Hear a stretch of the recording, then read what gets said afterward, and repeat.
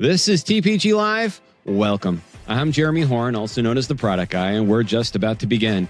Whether you're just starting out or leading a global team, this is your stage. From startups to Fortune 500s, interns to CEOs, here, everyone's voice matters. TPG Live isn't just a show, it's a conversation. Whether you're on or off camera, you're part of shaping what happens next. Drop your thoughts, questions, and hot takes into the chat room. I'll bring as many of them into the discussion live and in real time. Today, the on-camera portion of our roundtable is joined by Yasmin Desai, currently Principal Product Manager at VO. Yasmin brings over a decade of experience working with startups and scale-ups, particularly in B2B marketplaces. Beyond her product leadership, she's also an active angel investor supporting innovative companies in e-commerce and health tech. We're also joined by Emma Castleton, founder of Cast, which does research and strategy for product innovation and brand.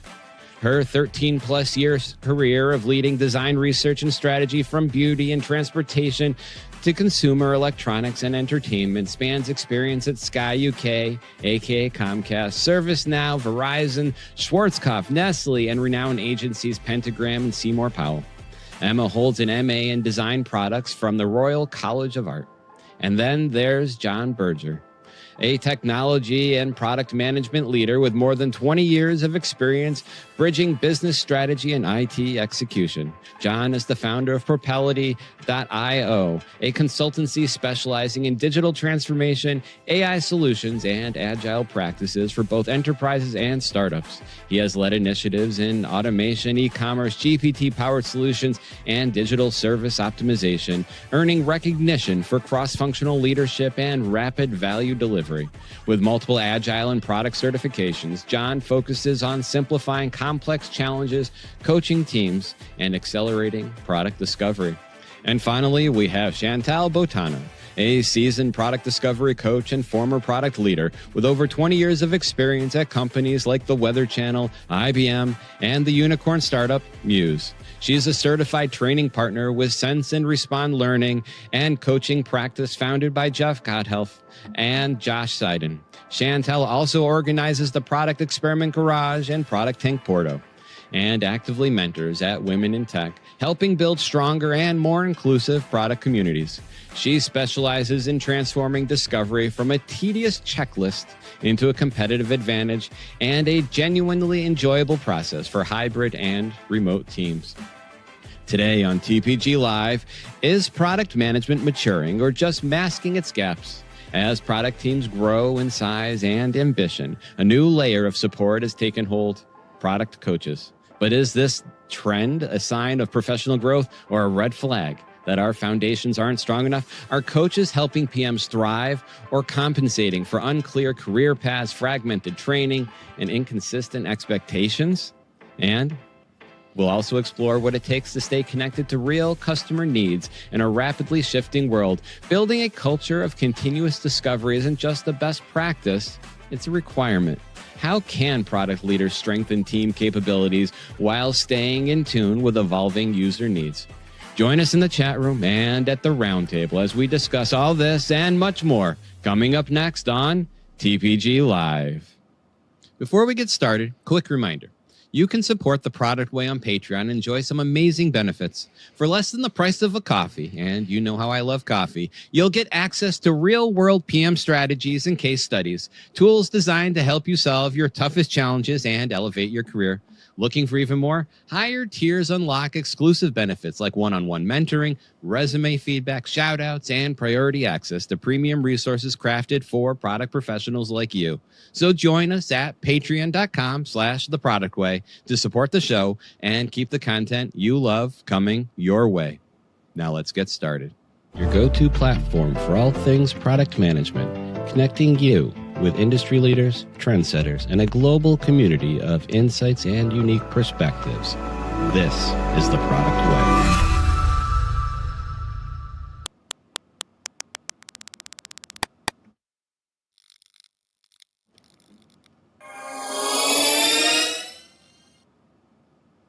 Hello. Yasmin, Chantal, John, Emma. Did I get everything right? Is there anything else you wanted to add? Perfect. Oh, that's how I like to start a show. Perfect. So nice too. So everyone, welcome to TPG Live. For those of you joining us, as always, post your questions in the comments. I will do my best to catch them, sort them, sift them, and then get them to the right people, which is us, the roundtable you have here on camera. And we will do our best to answer them and address them. If it's a general question, I sometimes save them for the end or some other opportune moment. But feel free to ask questions yourself. Join the conversation as though you're on camera and participate. It's a roundtable for everyone, and that's kind of what makes us special and unique and all those other great things. So with that said, I always like to start the show with kind of what I call the question of the show. And today's question of the show is, what's something you believed early in your product management career that you don't believe anymore? All right. Let's start with you, Yasmin. Hi everyone, nice to see you. My name's Yasmin. I used to believe quite early on in my PM career that it was good if you were upsetting people.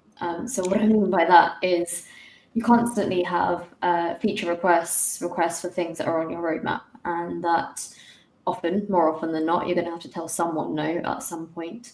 But I think that there is an art to saying no whilst people can still be happy with you. And so that's not necessarily something that I believe anymore. And maybe if there is content out there that where I've talked about that, I would undo it if I can. But that's my answer to that question. Now, was this a belief that you formed on your own, or was this advice given to you by someone else at some point? It's a good question. It was actually, I would say, half a belief that I formed, but maybe just conversations that I would have with my colleagues at the time. We were all, a few years into our PM journeys, but I just think product has changed so much.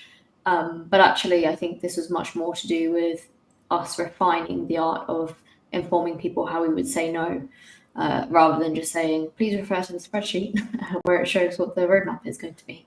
Yeah, I only asked because I felt like that was the kind of advice that someone would have given me at some point, saying, you got to make sure everyone's angry. That's how you know you're doing the right thing.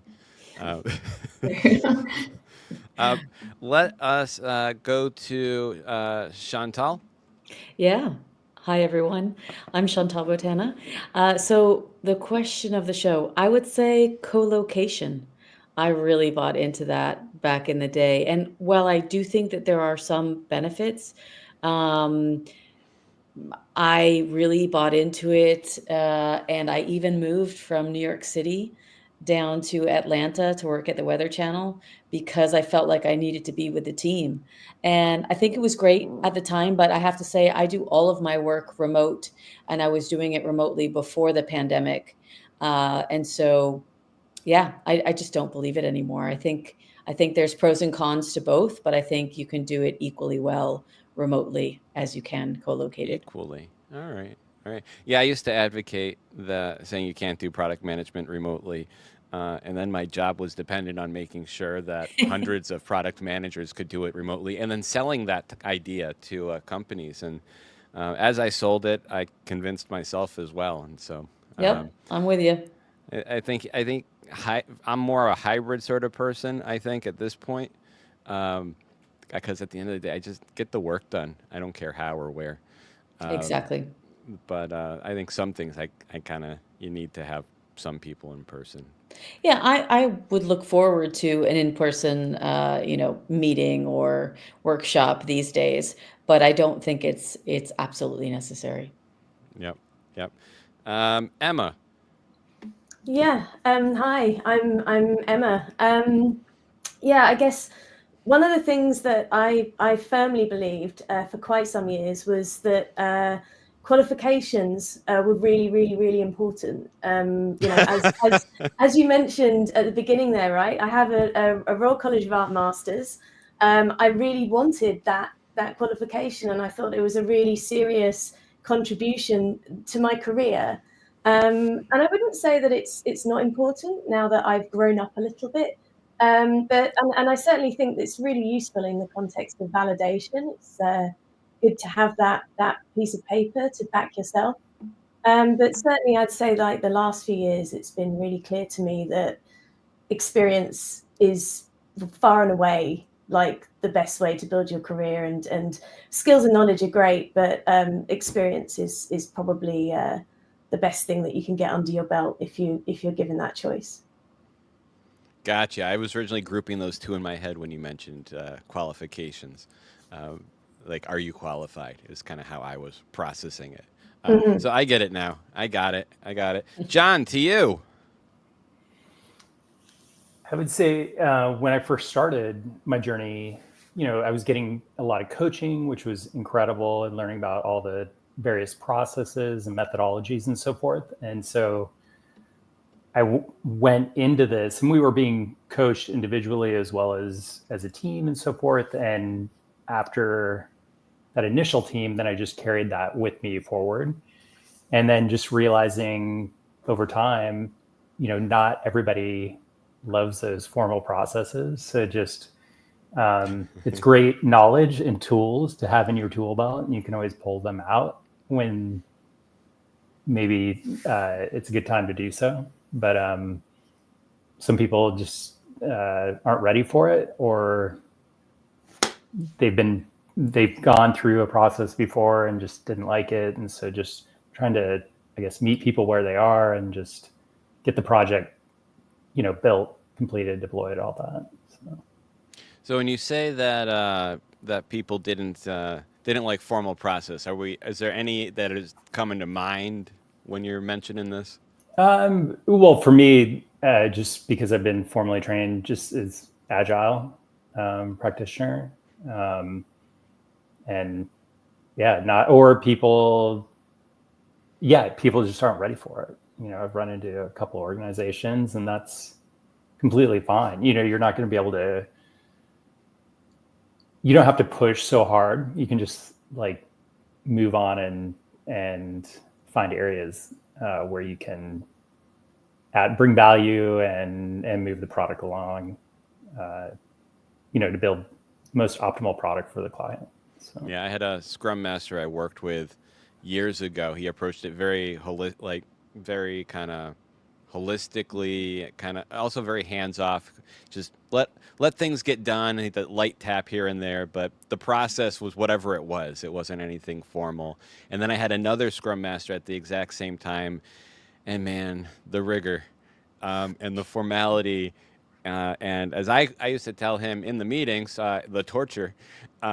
So it was. So I felt that. I felt that when you said it. So in my core, in my being, now I'm having flashbacks. So. It feels like that's the difference between agile with a capital A and a lowercase a, in my opinion. Yep. Yep. That which we'll have to save that one for another a topic for another time, and talk agile philosophy. For mine, so what's something I believed early in my PM career that I don't anymore? So when I first began in product management over 2 decades ago, I thought just having the right title, clearly defined responsibilities, that was enough. Like, what else do I need to do? I'm the PM. Here's the roadmap. Do it. My job description spelled out who was in charge. Fall in line. And I kind of learned. I learned super fast. That's one of my strengths. But I'm also really good at running into those walls. I learned super fast. People don't fall in line because of your role, or I don't know, the place in the org chart. So as a PM, you must build trust, earn influence, and get people to want to work with you. And so don't believe everyone will just fall in line just because they're supposed to. So that would be, for me, one of those earlier lessons in my career that I picked up on. And so we're gonna kind of dive into our topics now. And so the first topic is about the rise of coaches. Rise of product coaches. I think everyone here has some experience being them, working with them, crossing paths. And so So when it comes to rise of product coaches, I thought it would be good to just start out with some simple background questions. And basically, why do you think product management has seen such a rise in coaching? John, I'm just going to you because you're in my top right corner, and I want to go there. All right. I'm going to say, I don't know the metrics around this. So I can't say like if there is a rise or not, but it sounds like there is. And why would there be? I think just because there must be a demand out there to train your staff and create better products and also retain your clients. So there must be. I was working with somebody the other day, and I've been going down this path of artificial intelligence, and his opinion was that there's a lot of young people that are getting into artificial intelligence that may have some development knowledge, but they're missing business acumen. And so he thought there would be, a need for product people to get into this area. Gotcha. Chantal, why do you think we're kind of seeing increase in product coaching popping up around? Yeah, it's a great question. I think that unlike design and engineering, PMs don't have a universally accepted body of knowledge or a career ladder. It more so today, there's a little bit more of a career ladder than there used to be. But you've got like distinguished engineers, and there's a path. We're starting to see that a little bit in product. Like, why does a product manager have to then become a director or a VP? But I think so there's not this universal body of knowledge. And then on top of it, it's just because of that, maybe company to company, it's done different everywhere. Not that it needs to be done exactly the same, but there's nothing that really, guides you. And so I think, So I want to double click on that a little bit. When you say it's not done the same from company to company, I feel like you might be on one of the nits I've been picking at a lot lately, and so I'm kind of curious if you could elaborate a little bit more on that. yeah, well, I'll start with many times PMs were something else before they became a PM, right? There's not even really like a career track in college now or universities. Now there is more than there used to be, right? But for the most part, there's like no structured onboarding. There's starting to be more about good practices, but it's ill-defined in many orgs. Even job descriptions are generally just like this long laundry list. Better Places are also talking now about the mindset that needs to come along with it.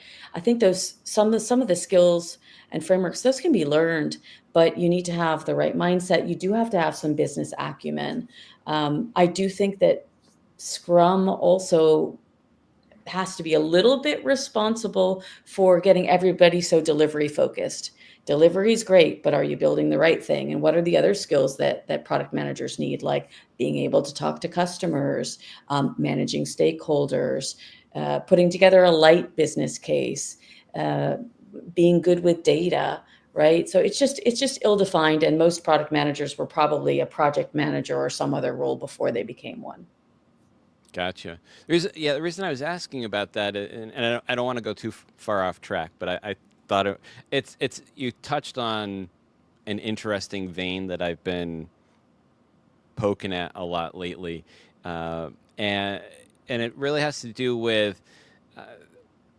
So I used to say everyone does product management differently. We're all special, beautiful flowers. We're all unique in our own way. And then, like, over the years, I've done consulting, and the consulting's gotten easier and easier and easier. And then I went over and did some work at Cognizant, and I was doing consulting at really consulting, working with the global 2,000 companies, and it got even easier. And the reason I say it kept getting easier. And what was interesting about that was it got easier because it's the same problems. It's in general the same solution. As a consultant, right? Not Yeah. identical, but you're showing everyone how to do iterative development. You're teaching everyone lean methodology.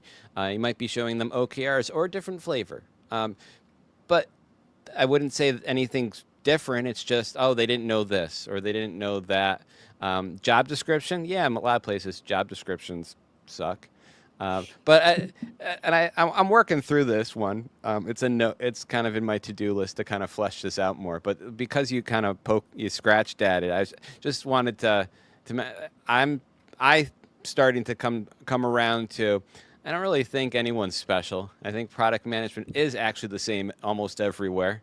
And again, I'll workshop this and I'll develop it further. But I think I don't think anything's. I think there's different levels of maturity. But sure, you can say that about a dev shop that for some reason keeps doing a new technology every week, or absolutely, or doesn't use any kind of file management system. They just they store it on the desktop, the source code. Or they don't use Git is kind of what I'm saying. So you have all different levels of maturity, and like I would say, yeah, a lot of companies do engineering differently, but really, they're still all basically doing a lot of the same stuff. They might have some slightly different terminology, and some they might have invented because they just didn't know the correct terminology. I'm not to poke at it too much, but I just thought I'd mention some of my initial thinking. But if anyone's curious, tune in for an article series. Sounds good. Sounds good. John, John, I already asked you this question. Yasmin, let me go to you. Sure. So I think that a lot of the reason why we have a lot of product coaches is actually because product in the last 10 years, even less so, has become such a highly desired role. There are much more people that want the job than there are jobs that are available. At least that's what I'm seeing at this side of the world in the UK, Europe. And because it's so hard and people don't necessarily, as Chantal kind of mentioned, there's no one path to getting into product. And so people lean on product coaches to try and be like, okay, well, I want to emulate and get to where you are. And so why not get a one-to-one with that individual to let them guide you into the specific role and the specific company that you're in. And then I think that just extends. So let's say that you have hired a coach to help you get to that interview stage, and then you get the offer. It makes sense that you're kind of in the job and you're still a bit like, I just still don't know how to do this, and I still need help, and I still need guidance, and maybe you're not getting that from your manager. Maybe you don't want to admit it to your manager as well. And that's why you might have a coach. Obviously there's many other reasons as well. But I think actually it's on both sides. I think that people, and I'll admit that I might be one of them, taking advantage of the situation that I get so many aspiring PMs and thought, okay, at some point, maybe I can monetize this. And then on the other side, you have all these incredible, talented people that realize and acknowledge that maybe they do have to put some money behind making a really active choice to becoming a product manager as well. That's a good point there. Emma, I guess my oh, that's weird. I didn't move the windows. That time I did. So Emma, as you can tell, I've already highlighted you. So as I think, and building on what Yasmin just said, the proliferation of product coaching as a service, as a role. Are you seeing this growth as a reflection of the profession evolving? Is it pointing to a good thing for product management, or is it pointing to some very bad negative gaps or other problems in the field from where you're sitting? I mean, yeah, it's interesting for me because I'm kind of the outlier in this arena, right? So my role as a researcher and strategist means that I'm tangential to most product teams, and I've lived inside the product team at Sky, and there's for sure like a lot of evolution and a lot of adaptation on a regular basis. And I think from my perspective, a lot of my background is in the hardware world. So a lot of the research I do in the design space that I've occupied has been alongside industrial design, and seeing this pace at which digital product moves at in comparison to something like hardware. It just says to me that it's in its nature, like I think product management roles are, the space itself has maturing. I think what we've heard from Chantal and John really speaks to that. But certainly there seems to be a constant effort by the product management scene to adapt to what's in front of them. And I think from my perspective, it's interesting because I know a couple of product management coaches, which says a lot given, I'm not a product manager, but I know people in the coaching space. And for me, it's a real sign of the sort of, I think it's interesting actually what you say, because from a research perspective, Jeremy, I would say it's a signal of what you were saying earlier, where if a process has started to become more kind of generic and something that is mirrored across multiple spaces, it makes it easier for people to be able to then apply that knowledge and take it to other places and distribute it. So yeah, I think there's loads of signals going on. I think that John mentioning as well the looming AI question as well, how are these juniors going to learn if AI is doing a lot of that stuff for them? So yeah, I think it's a lot of adaptation and a lot of evolution from my perspective. Yeah, go ahead. Someone was going to talk. Yeah, I was going to say, so I think that there's also different kinds of coaches, right? So for example, I don't do like good ones and bad ones. No. Well, I mean, that may be the case, but I don't do one-to-one coaching. I'm an embedded cross-functional product discovery coach. So that's more of the sign that people are trying to find a similarity in the way of working. And so I might train on lean product management or product discovery, and then be embedded with the teams for a certain period of time. So it's cross-functional. It's not just for the product manager. And it's meant to give everybody a common language and a way of working. And to be honest, the reason why I became a coach in the first place was because whenever I took a new head of product or VP of product role, I was realizing that I was spending that first year working on the ways of working and kind of had to ignore strategy a little bit. And, and I thought, you know what, I like this. I'm just going to call a spade a spade. Let me just get out, just be a product coach, because I was literally spending at least the first year trying to get folks to collaborate more, have less dependencies, do better stakeholder management, talk to customers. So it's where I find my passion is embedded with those teams. Yeah. What is a product discovery coach? So it's a couple of things that I just rattled off, but basically you want to manage to outcomes instead of outputs, right? So for the last decade or so, everyone's been so focused on delivering things the right way, but what are you delivering the right thing before you build it the right way, right? So you want to find out, is this the right solution to be working on at all before you go ahead and build it right? So you're talking to customers, managing the data, figuring out how to experiment.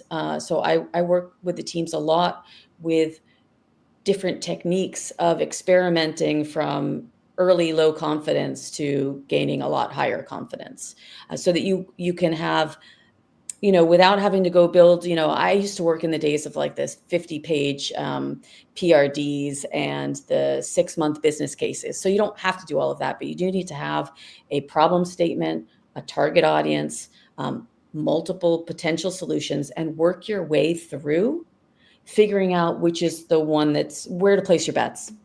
That's the easiest way to say it. I help them figure out where to place their bets. All right.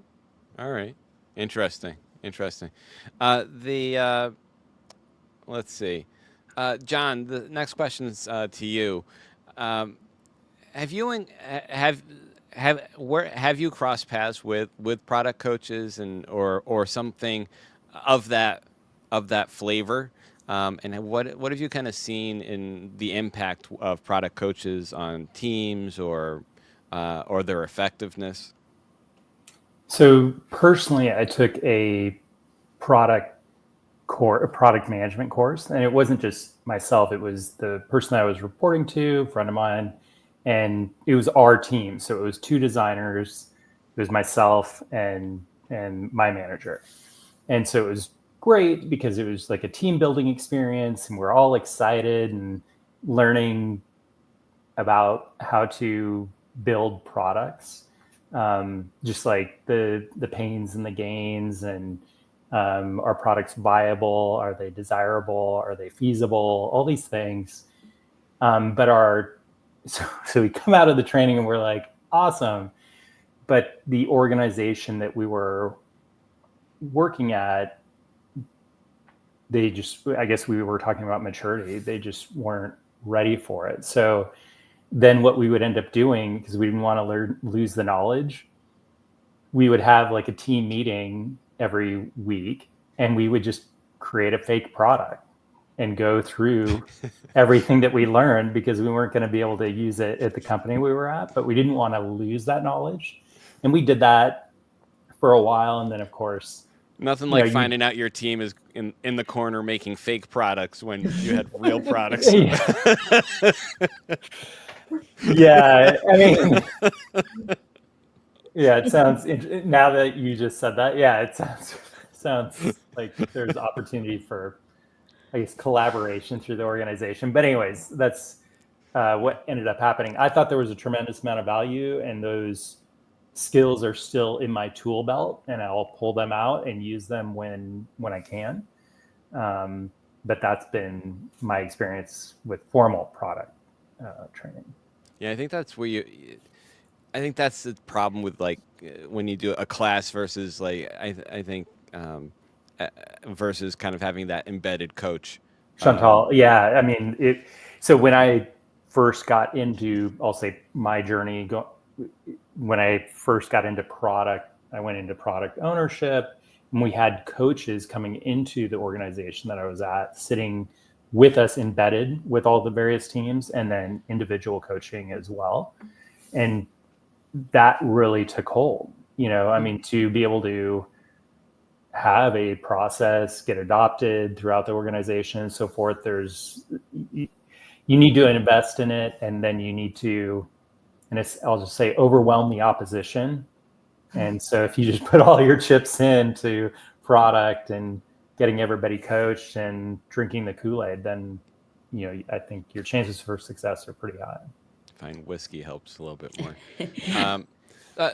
As a kind of a toss-up question to the roundtable, have any of you encountered situations where coaching did transform a product team's effectiveness?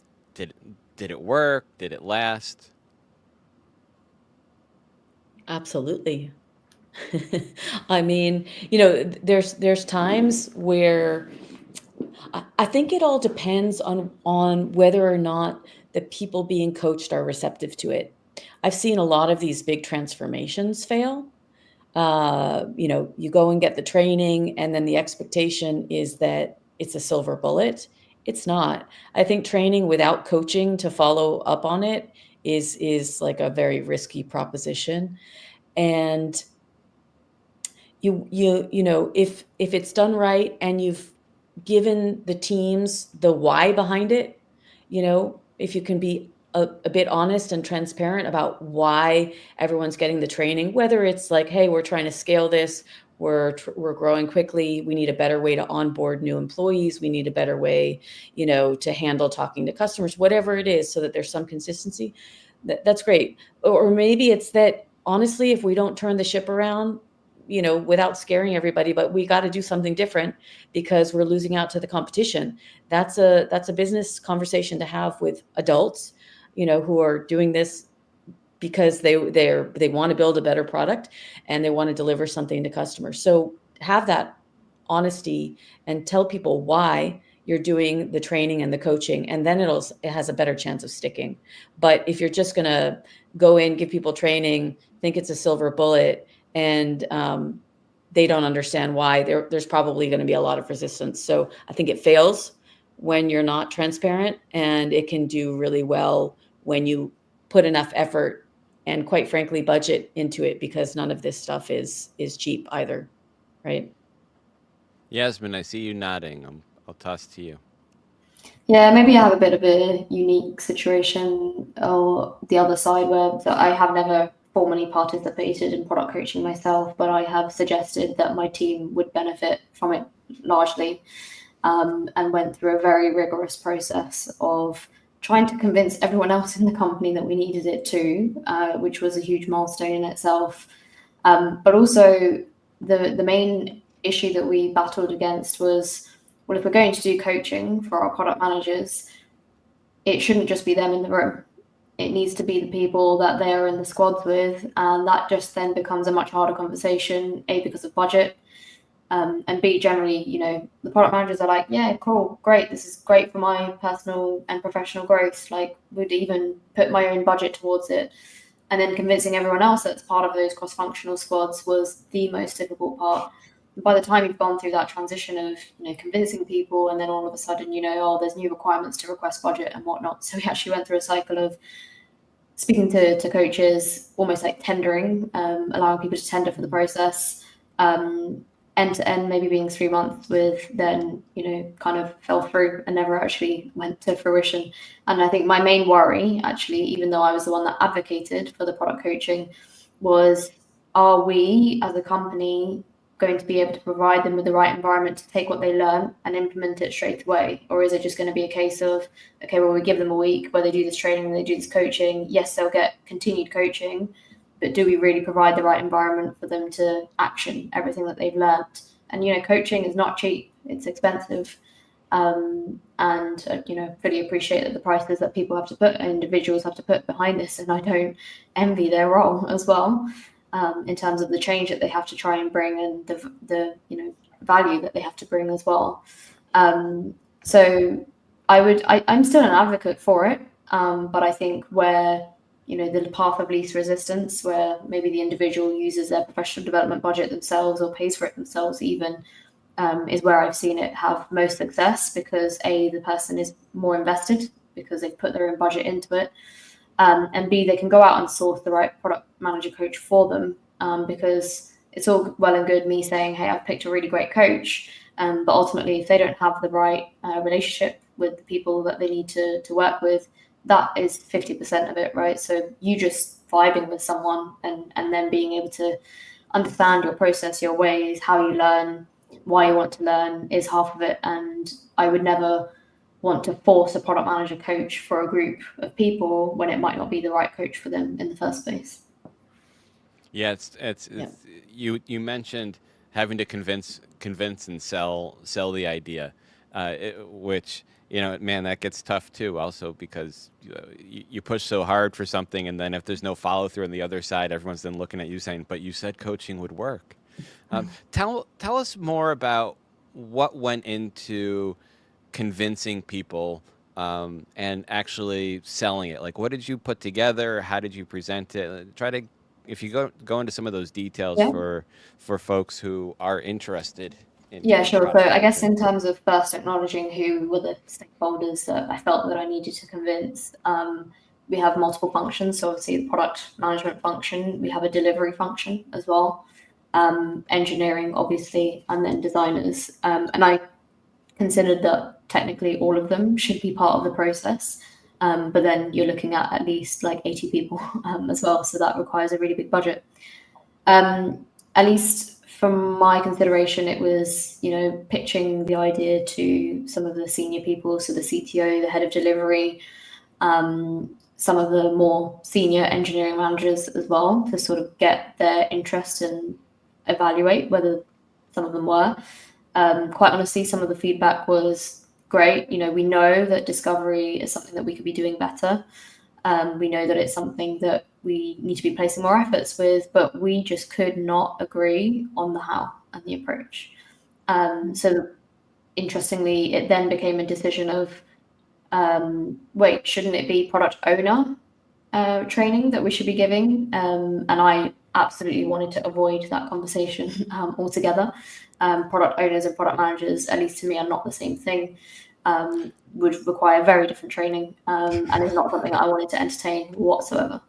So I saw that I'm not saying anything. I'm biting my tongue. That's a whole other conversation too, right? Yeah, we'll do another webinar at 4 a.m. So yeah, I mean, it took a lot of convincing, a lot of me speaking to, tendering the process of speaking to coaches and asking that the coach actually speak to those stakeholders that I'm trying to get buy-in from. I also knew that I would have some sort of like internal evangelists as well, right? So some of the more principal delivery people, totally open to this. I had a really good relationship with, and I sort of let them infiltrate their teams respectively. Same on the engineering side, they were actually open to it. I mean, I think generally most people are open when they don't necessarily have to take it from their professional development budget, and you say that it's a 3-day out of the office thing as well. But yeah, I mean, for us, it was a case where, new year, new budget, things changed, priorities changed. And so that kind of went from really high priority to, okay, this is like bottom priority now. And it was much more of a consideration that us as managers, so people who are in the people management side of product management, had to take on a hell of a lot more coaching individually with our reportees, which we do anyway, obviously, as we're all considered and good managers. But it does just mean that we had to carve out a lot of time for as well, especially as we grew the number of reportees that we had. So it's still, not the ideal solution, I would say. I would still love to be in a position where I could have a budget and give coaches to some of my team. I think they would benefit from it immensely. But I think some of it is also just circumstance of the company, the environment, and also all the other stakeholders, because I just fundamentally don't believe it makes sense to give coaching just only to the product managers themselves. Mm-hmm. If I could just add on to that, I think one way to help make it stick is to start with a pilot team, maybe 2 at most, but take a pilot team, a team that you think has the right mindset, is already, functioning pretty well, but you want them to do more product discovery. Whether or not they've had training, I mean, the training helps, but it's also, if you've got a solid team that's high performing, take them as a pilot team, let the team opt in and say, yeah, we want to work this way. Let's give it a try. That then builds the business case for you. It creates some evidence to say this is working. If it's not, you can tweak it and see what's not working. Like you said, also, Yasmin, sometimes it's the organizational setup and the system that gets in the way, right? So if the company's not ready for it, that's why all of these need to have top-down buy-in as well, right? If the CPO, CEO is not bought into working in a different way, then you're going to hit a lot of roadblocks. But if individuals want to start in a small way, there's so many community of practices out there that you can just jump into and try experimenting and talking to customers outside of your normal workday, and then try to bring it back into the office. So for a lot of teams, when you look at a lot of product teams, you've got your product managers. They might report into another layer, in a product leader type of role, maybe a CPO. What is the role of that product leader, if not to coach? Help me understand, and this is a toss up to the room, or Emma, if you want to jump in. I'm just trying to give everyone a chance, as equal the time as possible. How do you differentiate between this is for a product coach, this is a role for the product leader in the organization? Emma, you want to tackle this one, or I can just throw it up in the air? That's all right. You throw it up in the air. I think it's for sure Chantel and Yasmin are better qualified to answer this. I'm talking about qualifications again, right? Well, let's give it to John then. Yeah, that's what I was gonna do. John. I apologize. I was checking in with my wife just to make sure she's okay. So sorry. Trying to understand when I'm looking at, if I've got a product coach, do I need the product leader? Or let me say that I've got product leaders. I've got senior product leadership. I've got a team where product managers or the managers of the product managers reporting to other leaders. Why do I need a coach? What the heck is the leaders doing? I went more negative. Yeah, well, I mean, in this scenario, I would just, everybody probably comes from a different background. And so if you can align all the teams, this is what I think of, where a product coach would come in. Something that Yasmin mentioned, there's product owners, that, I was like, worked in many facets, but then later business analyst, product owner, program manager, product manager. Was I really doing those roles in some of those organizations? Maybe I just had those titles.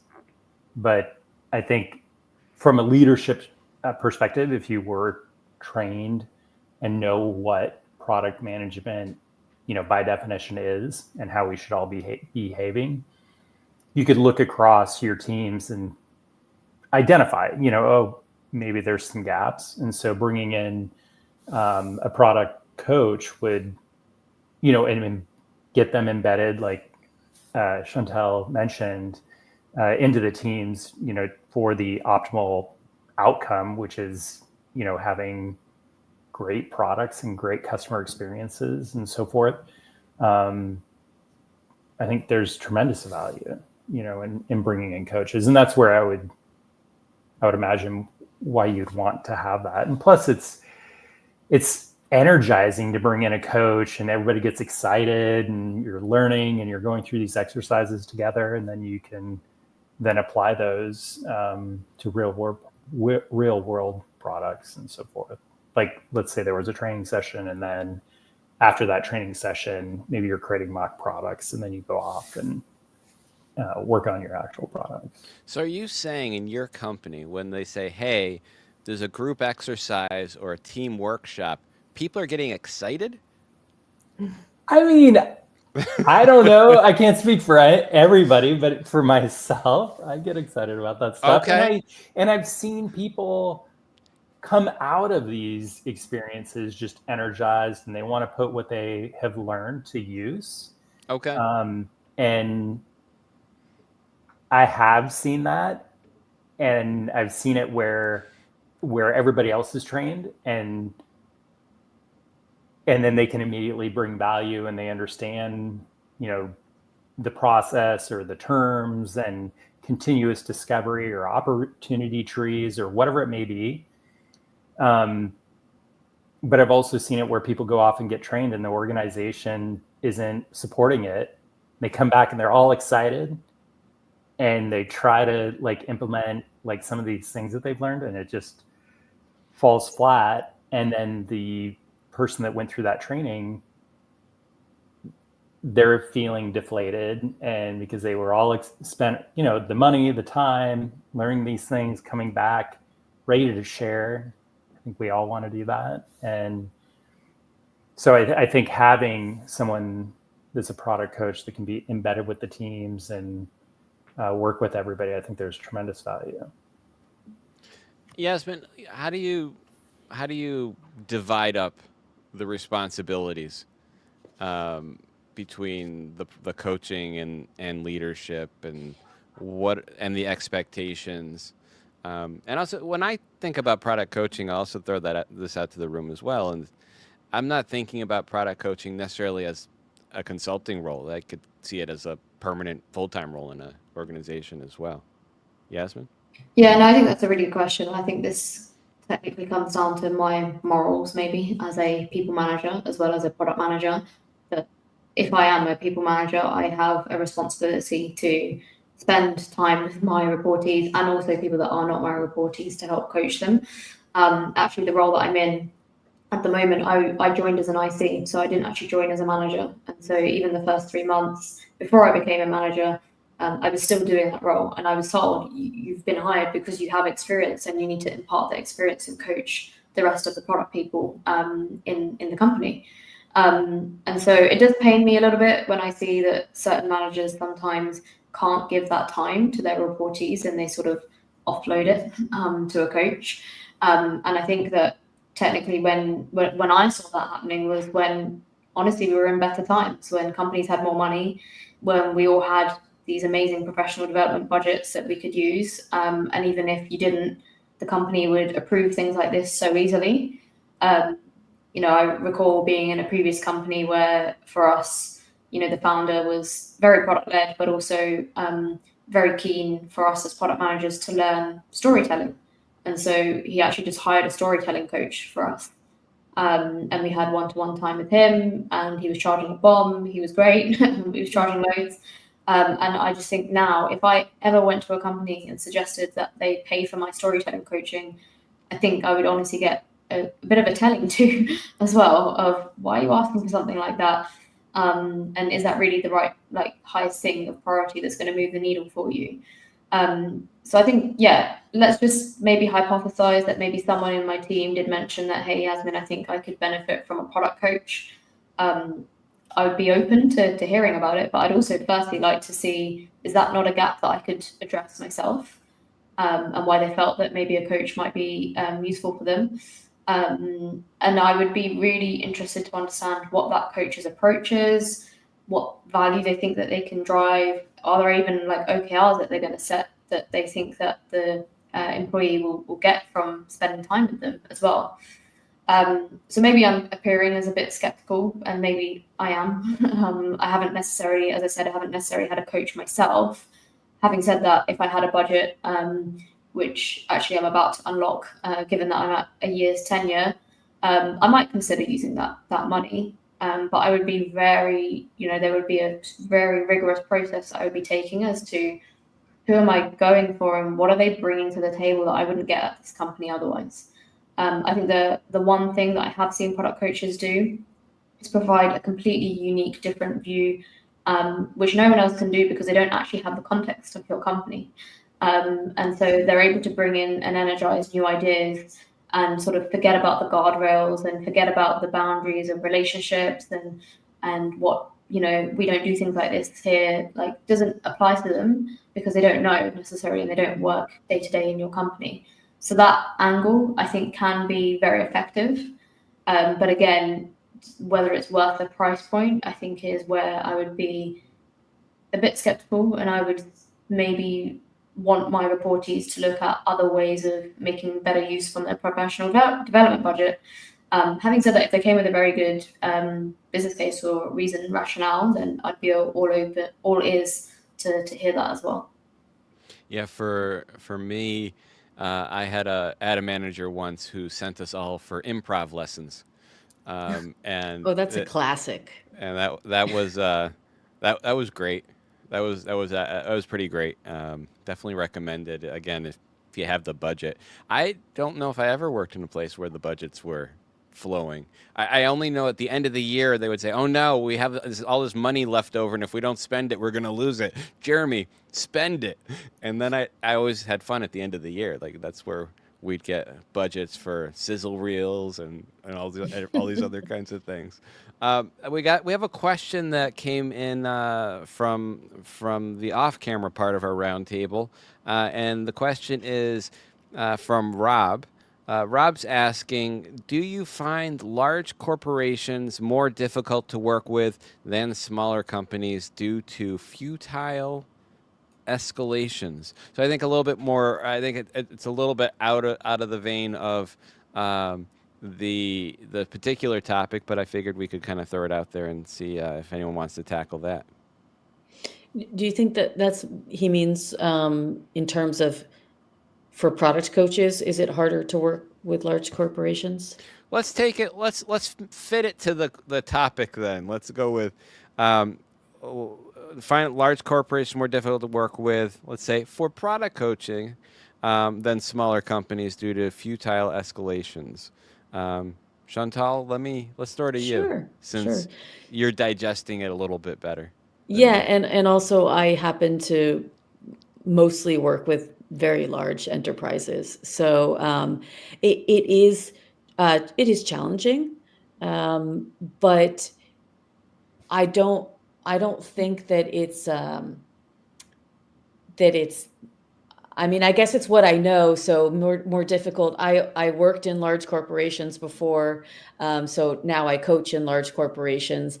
I know what things to watch out for. There will always be issues with focus, right? And I think that might be the futile escalations point, if I'm translating that correctly, is potentially, there's always stuff being dropped on the teams, different stakeholders asking for things, or there's a new feature that just has to be built and doesn't get product discovery. You just have to do it. That's fine. It's part for the course in these large corporations. You need to keep BAU, business as usual, going at the same time as you're trying to, place some riskier bets. I guess I know how to deal with that.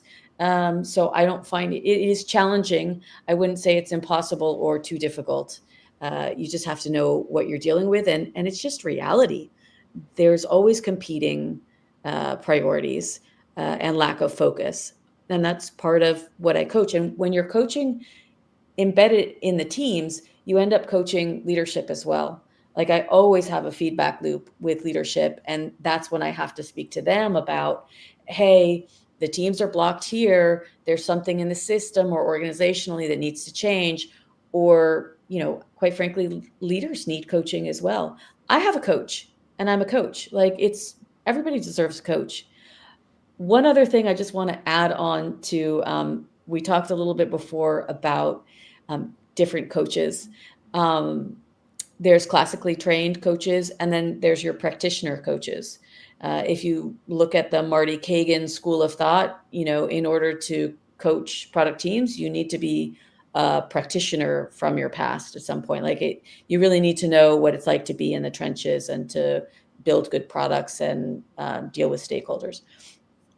I think that when you're doing one-on-one coaching, maybe you might just want a classically trained coach. It depends on the needs of your people, right? But I'm a practitioner coach. So what you get with a practitioner is I switch hats.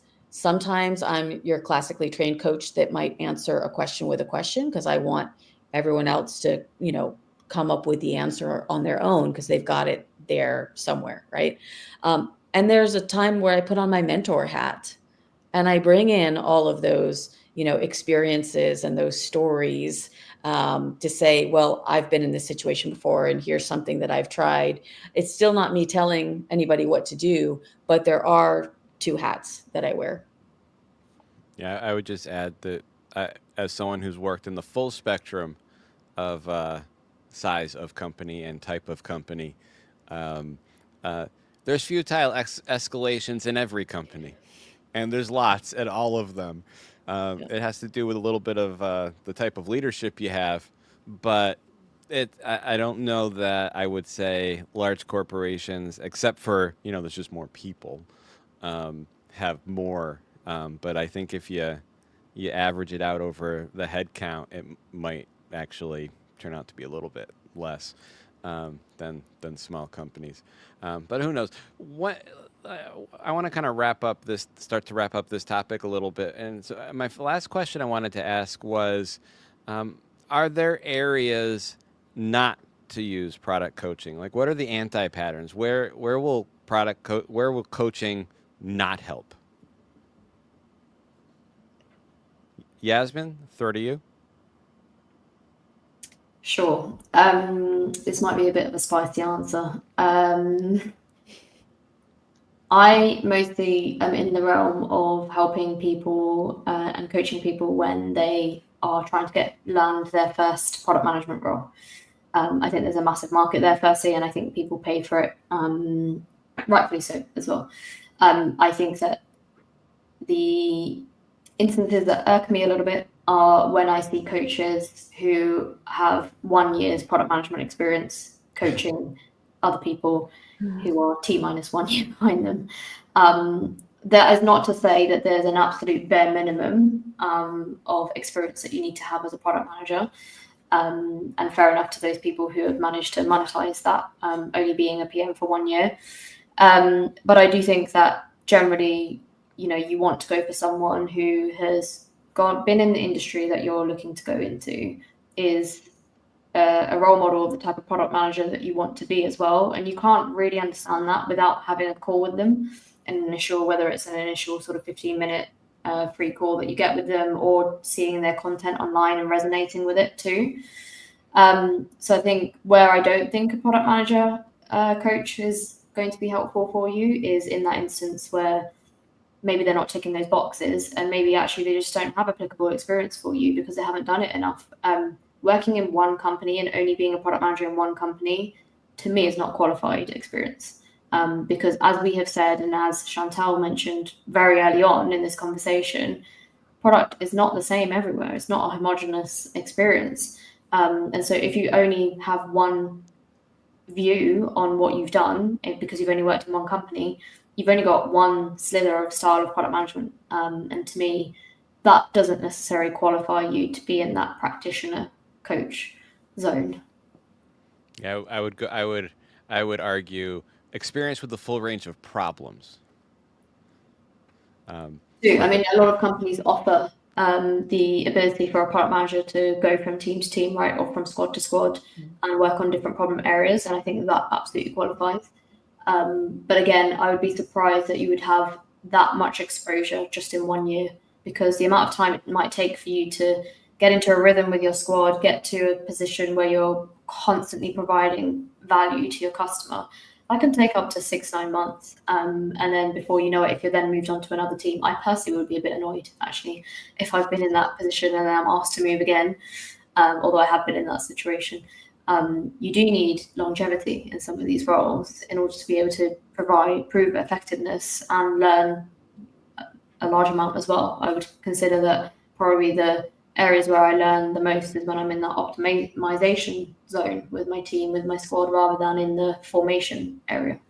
You mentioned a lot of you mentioned coaching for people new to product management. So for the people who are new to product management, who are listening right now, and they're considering getting a product coach, what should they be looking for, and also what should their expectations on the other side of it be? How much time are they going to have to put into it? What's it going to, like, an idea of like, what does that cost for them? Like, what does the investment look like? Because it sounds like also, if you're new to product management, it might be doing it out of pocket on your own, as opposed to through the company. True. I mean, I can speak for the sort of UK London environment, at least, where I would suggest that most people, if you're going to make a change, as I've mentioned, right, there's more demand than there is supply of jobs. And that means that it is so much harder to get a role, especially a junior product management role, which is arguably the entry level role that you might have to go to, even though you might come from an experienced background of a different role. So the people that I have seen do it successfully are actively putting in a good extra 10 to 15 hours per week in an effort to get that role, whatever it is that it might be. And that is largely made up of like really refining their portfolio, their CV, how they're pitching, and really nailing the first stage interview. Where I see most people fall down is actually they can get the interview, then get the first stage, and usually get to the second stage as well. But when it comes to doing the product management case study, which is more often than not in an interview stage process, is where they don't pass. So that's where I would ask and give consideration and suggestion to people that's where they probably want to solely focus on. In terms of what that means, though, I think personally I don't necessarily think that has to be a huge investment. So I don't personally see the benefits in having a coach with you through that entire process. Where I think the coach is really helpful for you is either in the beginning, if you can't land that first stage interview, get a coach to work with you on your pitch, you're refining your portfolio, how you're talking about product, and then get a coach when you've got interview bagged in the next 2 weeks and you really want to nail it and practice it with a coach and get them to work through a technical case study with you. That's something that I do. And I've seen product coaches charge anything from £100 an hour up to £300 an hour, maybe more. I'm not in that zone though yet. But yeah, that's where I would give a recommendation. And then, if you choose to keep that product manager coach for when you join the company, obviously that's a conversation that you would have with them. And maybe I would recommend that you speak to them once every 2 weeks, maybe then reducing that down to once every month as well, when you've got into the rhythm, when you feel like you know what you're doing a little bit more. And again, that's just an agreement with you.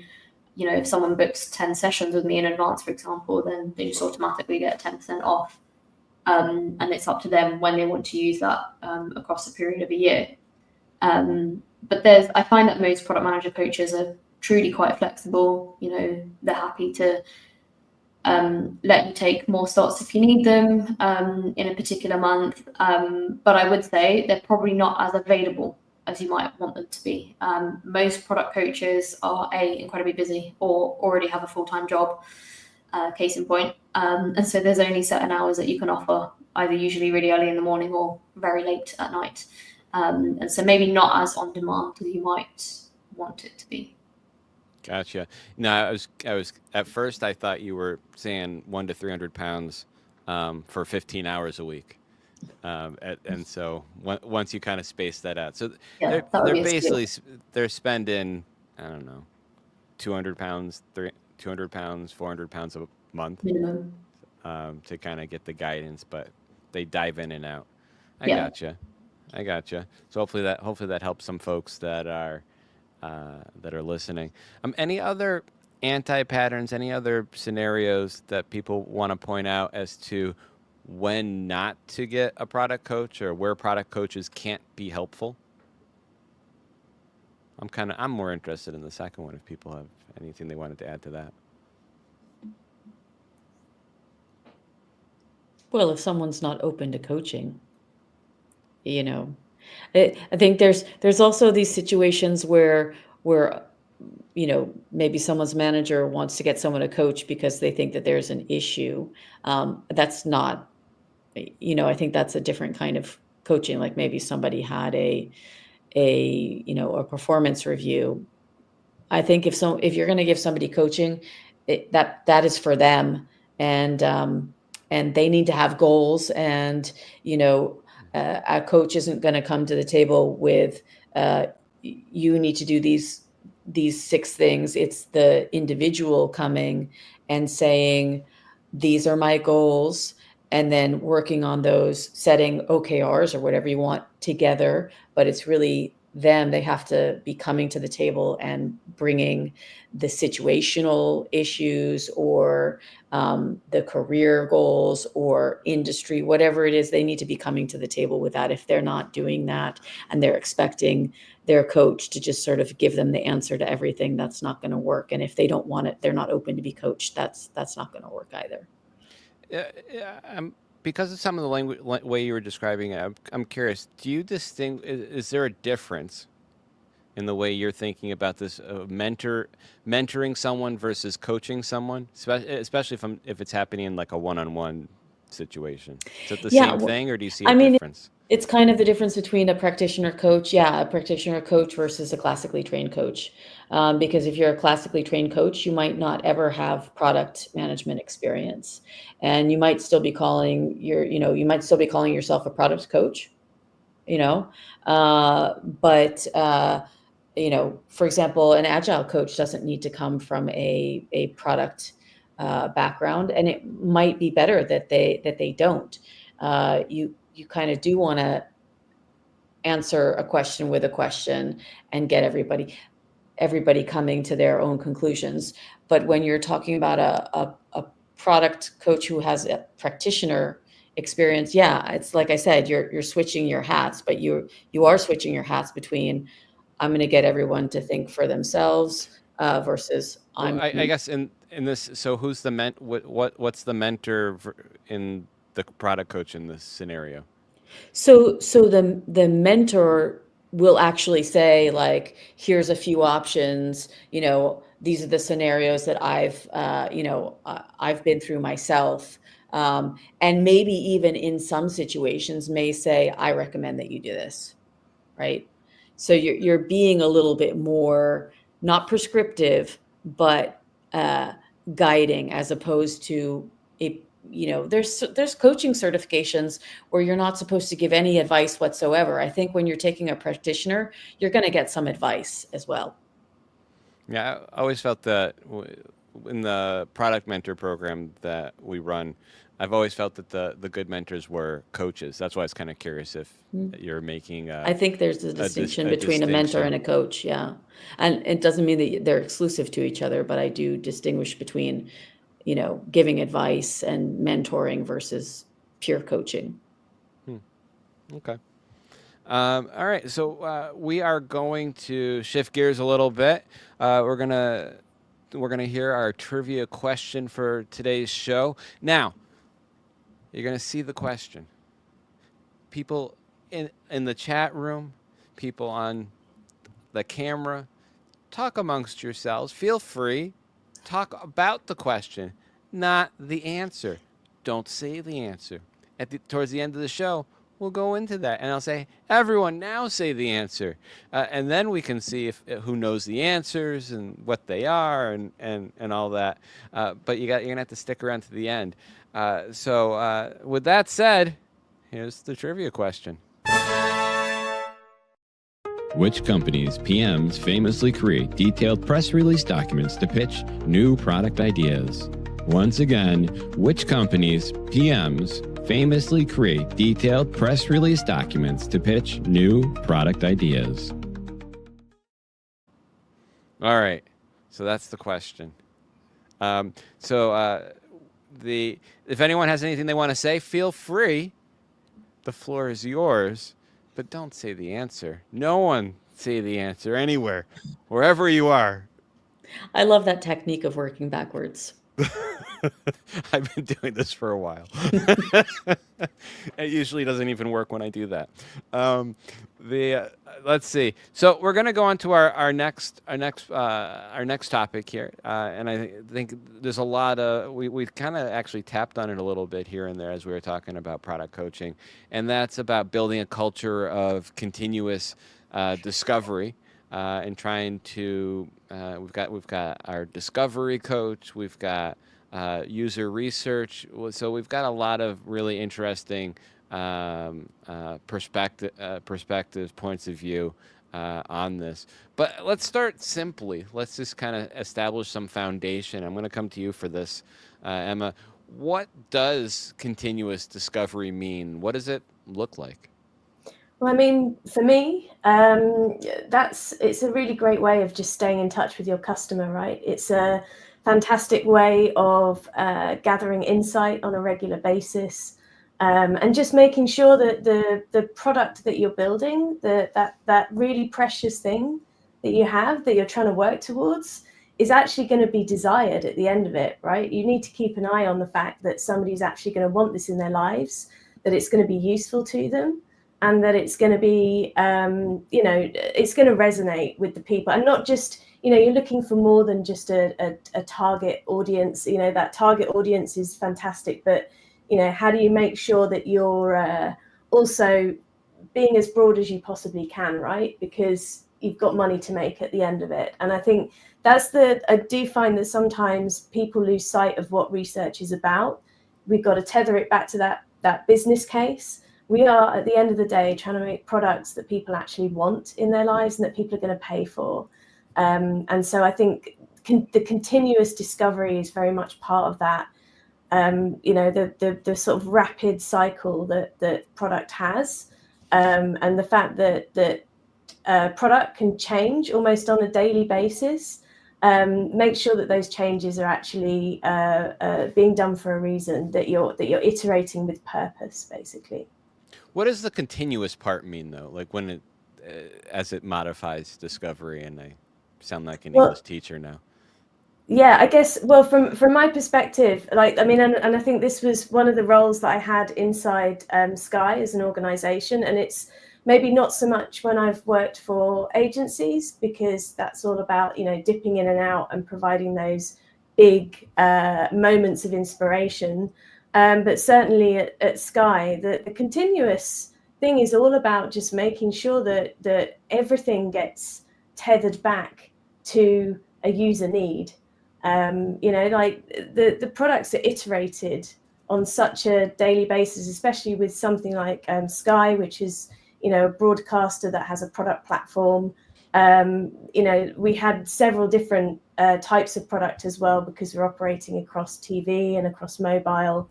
So the fact that you want to make sure that at every stage, any updates that you're making, they get checked, they get looked at properly, and that the product that's coming out the other side is doing the job that you expected it to. So you want that essence of validation in there and making sure that you're testing it correctly. But also in terms of discovery, it's just about making sure that you're continuously keeping your customer need at the front of mind when anybody's thinking about the development of that product. John, what does continuous discovery look like to you? Just engagement with your customer or end users, just ensuring that you're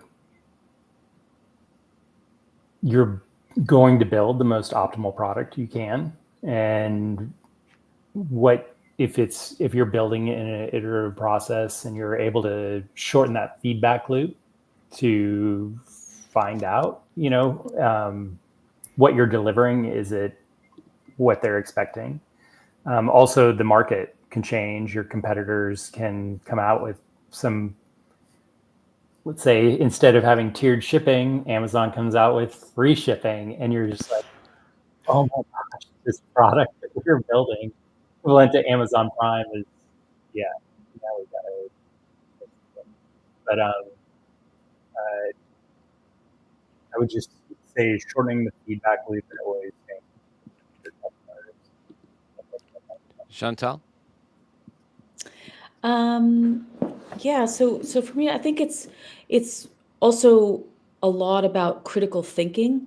So if we're talking about placing bets and gathering evidence in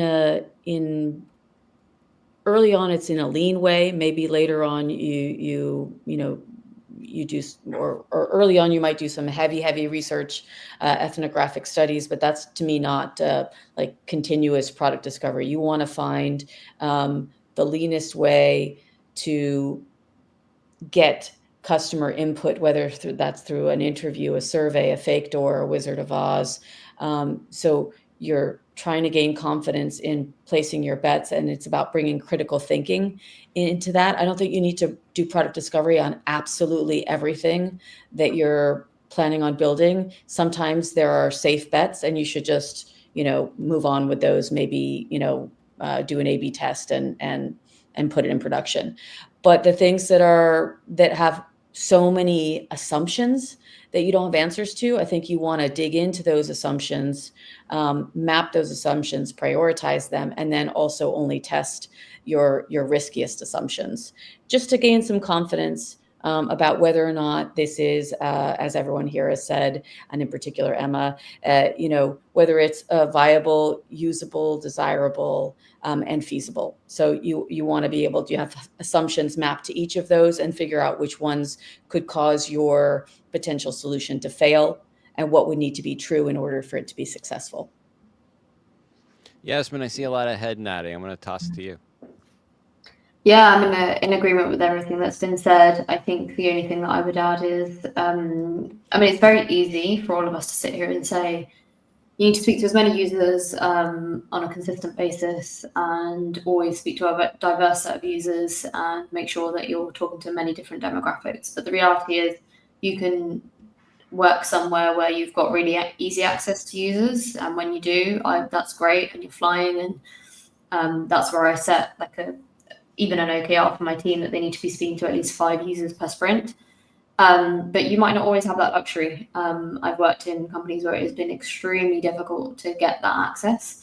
And so you're relying on other sources. And so complementary sources also, include data. What front-end analytics do you have? What data can you pull from your own database as well, to understand? I think that some people, it's very easy to get into a rhythm of ship and forget.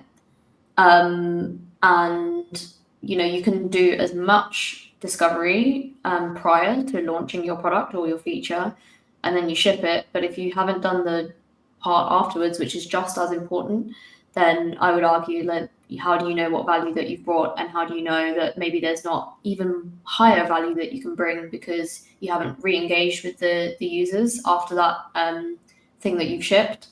So it's a constant effort, and that's why I would consider that it's probably the largest part of your role, that you should be dedicating a really significant portion of your time as a product manager, obviously with your team, to discovery, but also making sure that it's not a discrete thing. It's never, oh, my discovery finished on Friday, right? Like it's always, you're always having a constant stream of discovery that you're doing, and you're always learning. You can never really get to a point where you say, I know everything about our users and nothing's changed about them. Yeah, that would be very concerning if I heard that. Make coffins.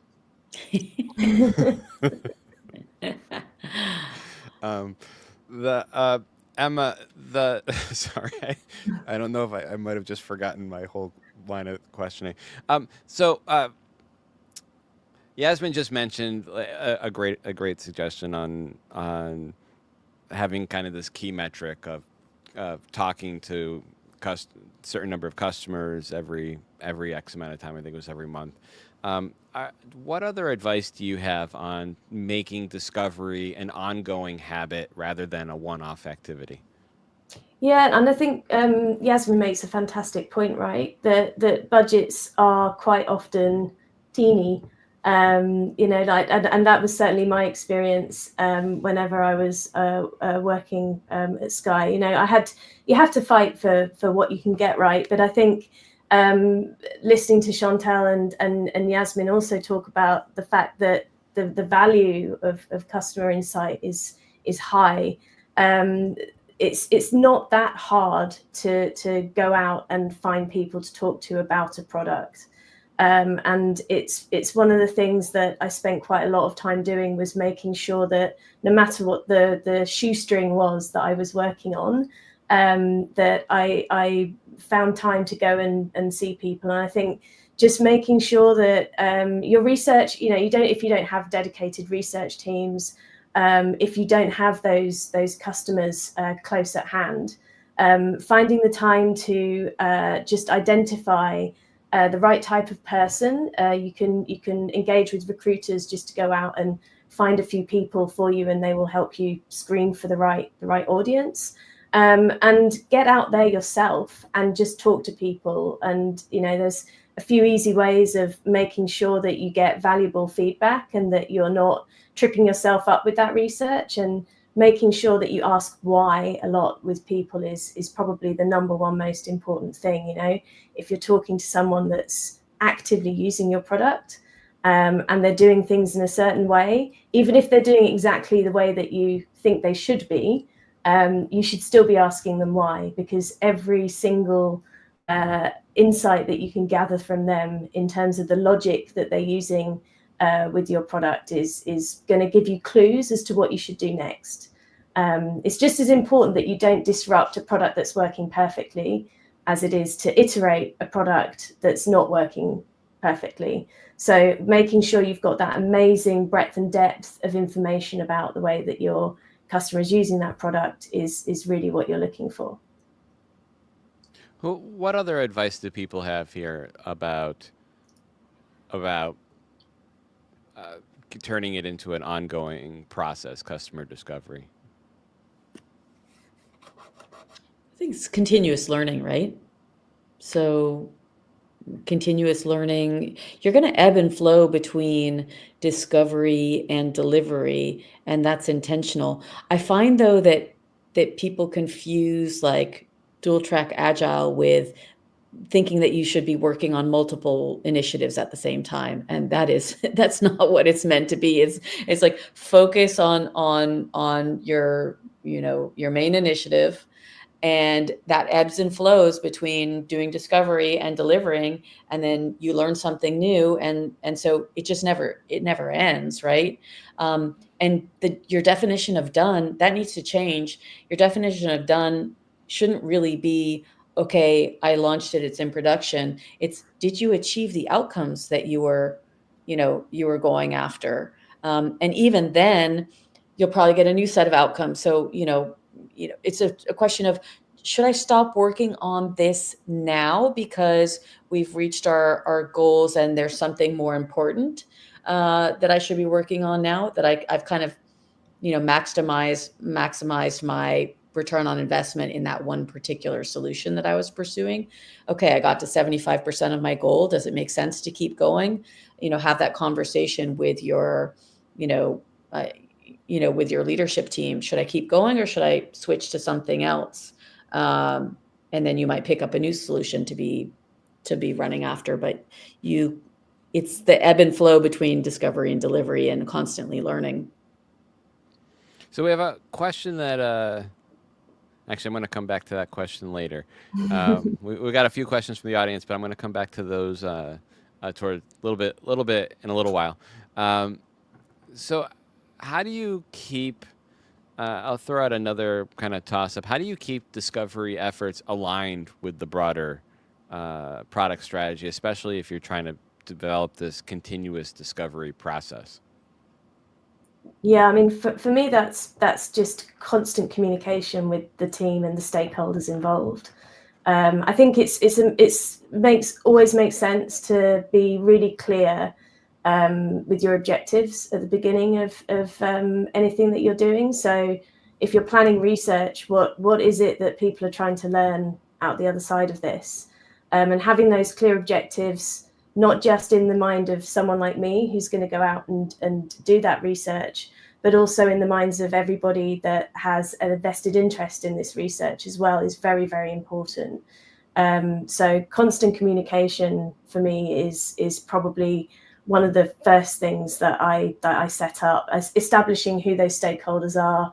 Are there any rocks that you need to turn over in order to discover maybe a stakeholder that you weren't aware of that might have an opinion down the line? So it's almost, you have to sort of almost research the research in a way to make sure that you're going to capture everybody and ensure that you're going to be getting those objectives, properly streamlined, so there's no confusion and that you get instant buy-in. John, same question. Emma, I think you did a pretty good job answering the question. I don't mean to defer or just say that, but it's true. Yeah, I mean, just with my experience, it's just, whatever the, working backwards, whatever the objective is or what we think of at the time, but going through the continuous discovery and having like the various leadership in the room as you're going through that, if you can, everybody can see that things are changing. What you once thought was important a week ago or 2 weeks ago, will become irrelevant, just depending on customer feedback or competition and so forth. So, I think that having senior leadership in the room will then help support your efforts. Chantal, tell me about, you've obviously implemented a lot of discovery processes in a lot of places. Tell me about some where you've seen discovery implemented where it didn't work out as expected. What did you learn from it? What are some of the pitfalls people should be looking out for? Yeah, it's a great question. I think so. If you, in some companies, research can be quite heavy. And what we want is for teams not to replace user researchers and folks with PhDs, and it's not to replace that, but it's to allow the teams to be able to have more direct access to customers. So I think where it can fail is if there's a really heavy process and a get in line and wait for for someone else to do the research for you. Mhm. And so I think it needs to be, a little bit more democratized. There is a time and a place for deeper research. But when we're talking about product discovery, it should, I think, mostly be at the team level, and then leveraging actually the user researchers as their superpower, right? Like, so tap into those user researchers for their superpower and say, here's what I'm thinking. Do you have any advice? Because most companies only have, 2 or 3 UXR or UR if you're lucky, right? And so people are kind of waiting in line to tap into those folks, and sometimes it can take months, and that's not okay. The teams need to be able to talk to customers and leverage the data and tap into those folks as the experts and their advisors. Again, there's a time and place for both kinds of research, but on the product discovery, you got to move fast. It is about lean. Um, I mostly focus on lean practices, and so how can you share some of that responsibility with the teams? And it's not about stepping on each other's toes. I know that recently there's been a really big debate about whether or not it was meant to replace user researchers, and that is not what anyone's advocating for. It's just a different kind of research that helps the teams move more quickly and gain more confidence in their bets. Emma, Chantal kind of brought up an interesting point here in that the distinction between, like, what's the and I want to throw over to you, and what is that role between user research and product management? I know in some places they've gotten, I believe, too rigorous, where if you're talking to customers, user research is send it to user research and they'll let you know. And other places there's also, they're both doing it, and there's friction and there's overlap and there's chaos. Help us understand what should be happening.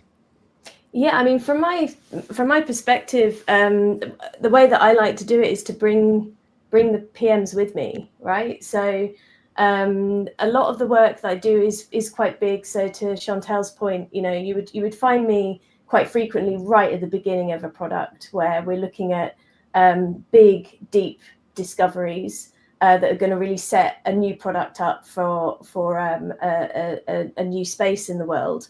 That said, when I've been at Sky and it's been a lot more embedded into a product management team, really it's still for me very much about collaboration.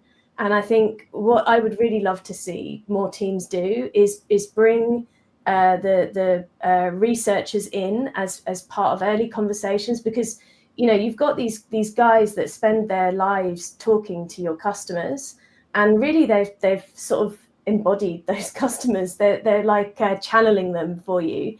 So whilst you're always going to want to go to the horse's mouth as regularly as you can, I think to Chantal's point, there is this lean argument for being able to use the one UXR person that you perhaps have on your team to really try and embody that customer at any given moment and give you the answers that you probably need. And I'd say probably 99% of the time they're going to be right. They're listening to these guys all the time.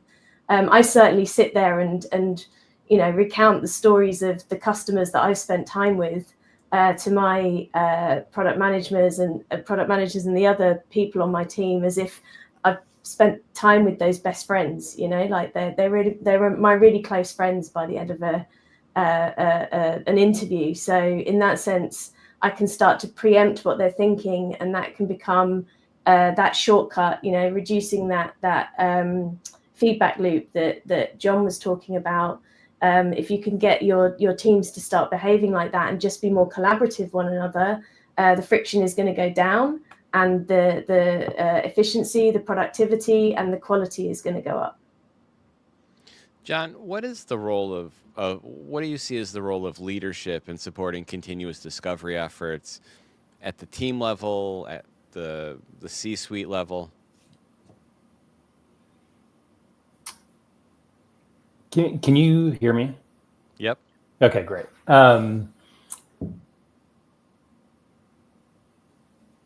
Well, one, I would say supporting, continuous discovery and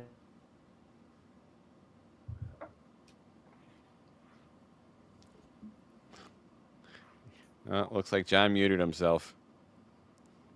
Hold on. I got Nope. Am I back? Yep. You are back. Okay. It's very exciting. I'm competing with my wife. She's putting in her AirPods, and they're like coming onto her laptop, which I'm using. Sorry, I'm trying to get back to my headset. Anyways, as far as leadership in the continuous discovery process, I mean, we would have them engaged at a higher level in the process. Of course. What does that entail? What do you mean by engaged? Like, what are like It specifically? would be like what are they there? Engage me. Yeah, we got our weekly update. Well, we would know what the milestones are, the major features that we believe, the directive that is coming down. And this is a while back, of this example that I'm thinking of. But so they were thinking, okay, we need these specific features in this product. And then that was kind of our marching orders. And then we would go through and also do discovery with our customers and so forth. But as we would go through and deliver features along the way, or we would just get feedback, I guess, from our customers. And then we would also hear in the market what's going on with competitor products. And then we would say, oh, these milestones. Yeah. John's fighting with his laptop. Yasmin, let me go over to you. Same question. Talk to me about what the role of leadership is in supporting the discovery efforts. The leadership at the team level, leadership at the C-suite.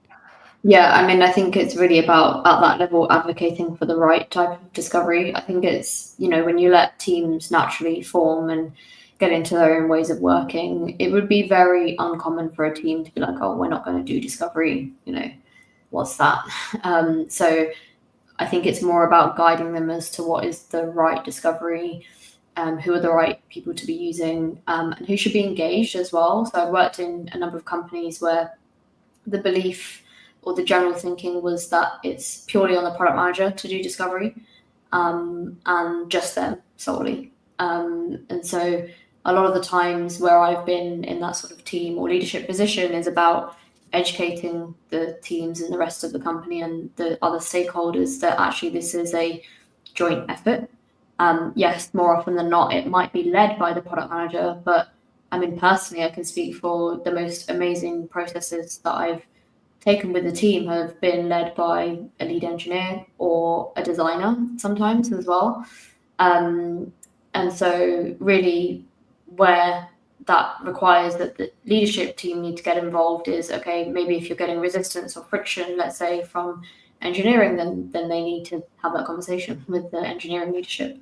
And so really it's about buying people into the process, educating about what the process is. So maybe you have like myths in the company of what discovery is, and I really believe that it's up to leadership to teach and educate people within the company as to why we do discovery, why it's effective. Again, a previous challenge that I had was as product people, we were blocked from being able to talk to people that were in the sales pipeline.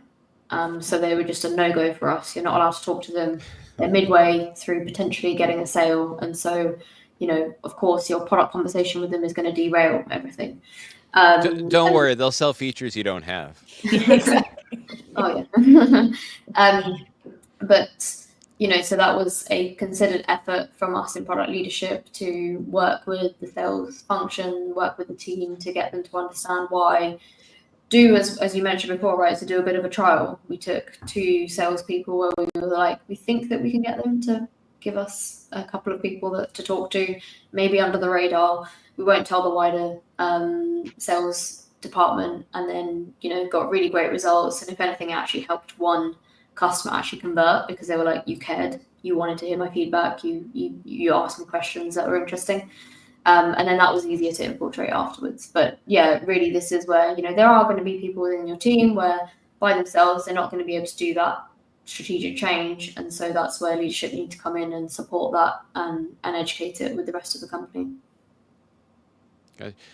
Chantal, how do you handle discovery fatigue, resistance from team members or stakeholders after a while, whether it's initially or after a while of just, oh my God, we got to stop discovering stuff? I think fatigue is a great word for it. Some of that fatigue comes from the discovery taking too long. And what I mean in that, because that's different from it being continuous, is that in order to run an experiment and get back some insights, the timeline, the runway is just way too long. But that's where I would say your leadership team needs to step in and help make it move faster, right? Remove some of those blockers. Make sure that the teams are able to talk to customers, make sure that you're not doing discovery on absolutely everything.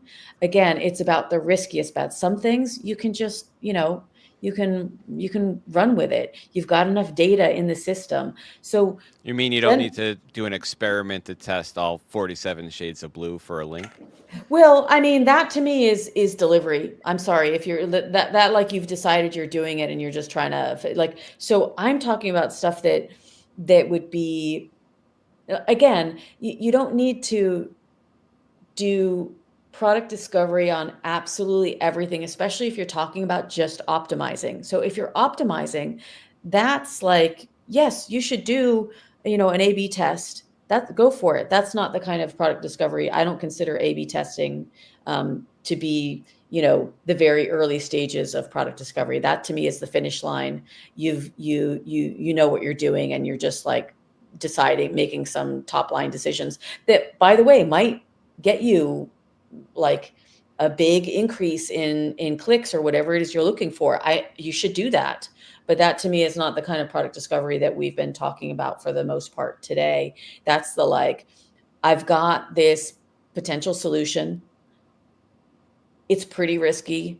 I don't want to spend 6 months building something that no one's going to want. So I need to come up with a list of assumptions and, in a as quickly as I can and cheaply as I can, test each of those. And the more signals you get, the more evidence that you get that your solution is worth pursuing, then you start to put more effort into those experiments. So you're not going to do a Wizard of Oz on day one if you've never spoken to a customer. The cheapest thing that you can do potentially, and hopefully it doesn't take too long. I realize in B2B the cycles might be a little bit longer as well to get a hold of a customer. But the easiest thing you can do is talk to a customer, like have an interview. People do surveys a lot. That seems relatively easy. It might take a little while to get the results. You're not looking for statistical relevance in the early stages of product discovery. That, again, it's like statistical relevance, assumes that you've got a massive audience to be able to do that, and probably means you're putting it into production. What can you do without putting something into production, right? I did see a question about AI, and I think AI is changing our experiments a lot, because what I might have said was, build a landing page to see, how many people buy your value prop. That might have in the past taken a small company like a week or 2 weeks to do, or a really big company, a month if there's lots of hoops to jump through. But nowadays, it doesn't take that long, right? So I built a lovable landing page in 30 minutes, and it was like ready to go, right? I mean, I could have noodled with it more and tried to perfect it, but perfection is the enemy of progress. So, and if I just want to jump on that AI question, and I think again this fits nicely into what Chantal's saying about how to keep it quick and how to not get like the sort of that very, very sort of corporate process of having to go find somebody's got to go away, they've got to recruit the people, then 3 weeks later you might get your results. And actually in the context of AI, and I hands up, no experience with this yet, but simulated customers are coming, where you can test your value. As long as they can pay. Absolutely. But yeah, that's coming, and I think I have a couple of former colleagues experimenting with simulated persona and seeing how you can basically cheapen this process by being able to get those. And I think this speaks especially to Chantal's points about those sort of lower risk elements where maybe you're on the fence about them. They're not like the things where you're absolutely going to need to spend 6 months and they're not like the really high value bets yet, but maybe with the stuff where there's a bit of debate in the team and maybe you have some stakeholders disagreeing about some sort of element of a feature that perhaps you could experiment now with putting that through simulated AI profiles and seeing what comes back.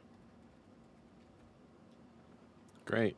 So I've got one more question. We're going to go around the round table for this, and then we'll go back to some audience questions as well. The trends, and this kind of builds on what we were just talking about. What trends or innovations are making continuous discovery easier or more challenging today? John, let's see if your battle over technology has been overcome.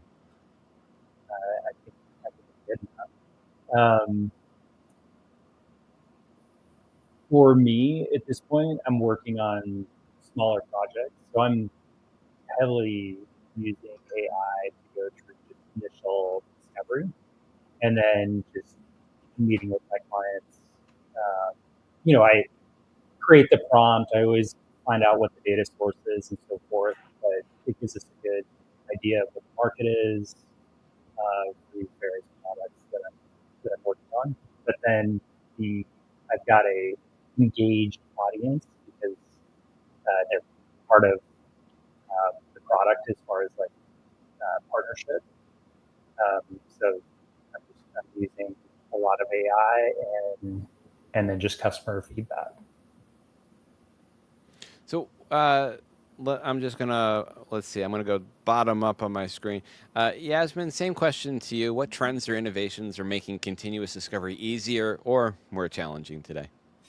Yeah, I think one thing that I would say is I've seen a lot of product managers, including myself, use AI to synthesize user research. So you might upload a video of a one-to-one customer discovery that you've done, and then you ask it to spit out basically some output. That's great in terms of like time saving and efficiency and maybe getting some insights. The thing that I'm really scared of there is missing key elements of emotion from the user when you're talking to them.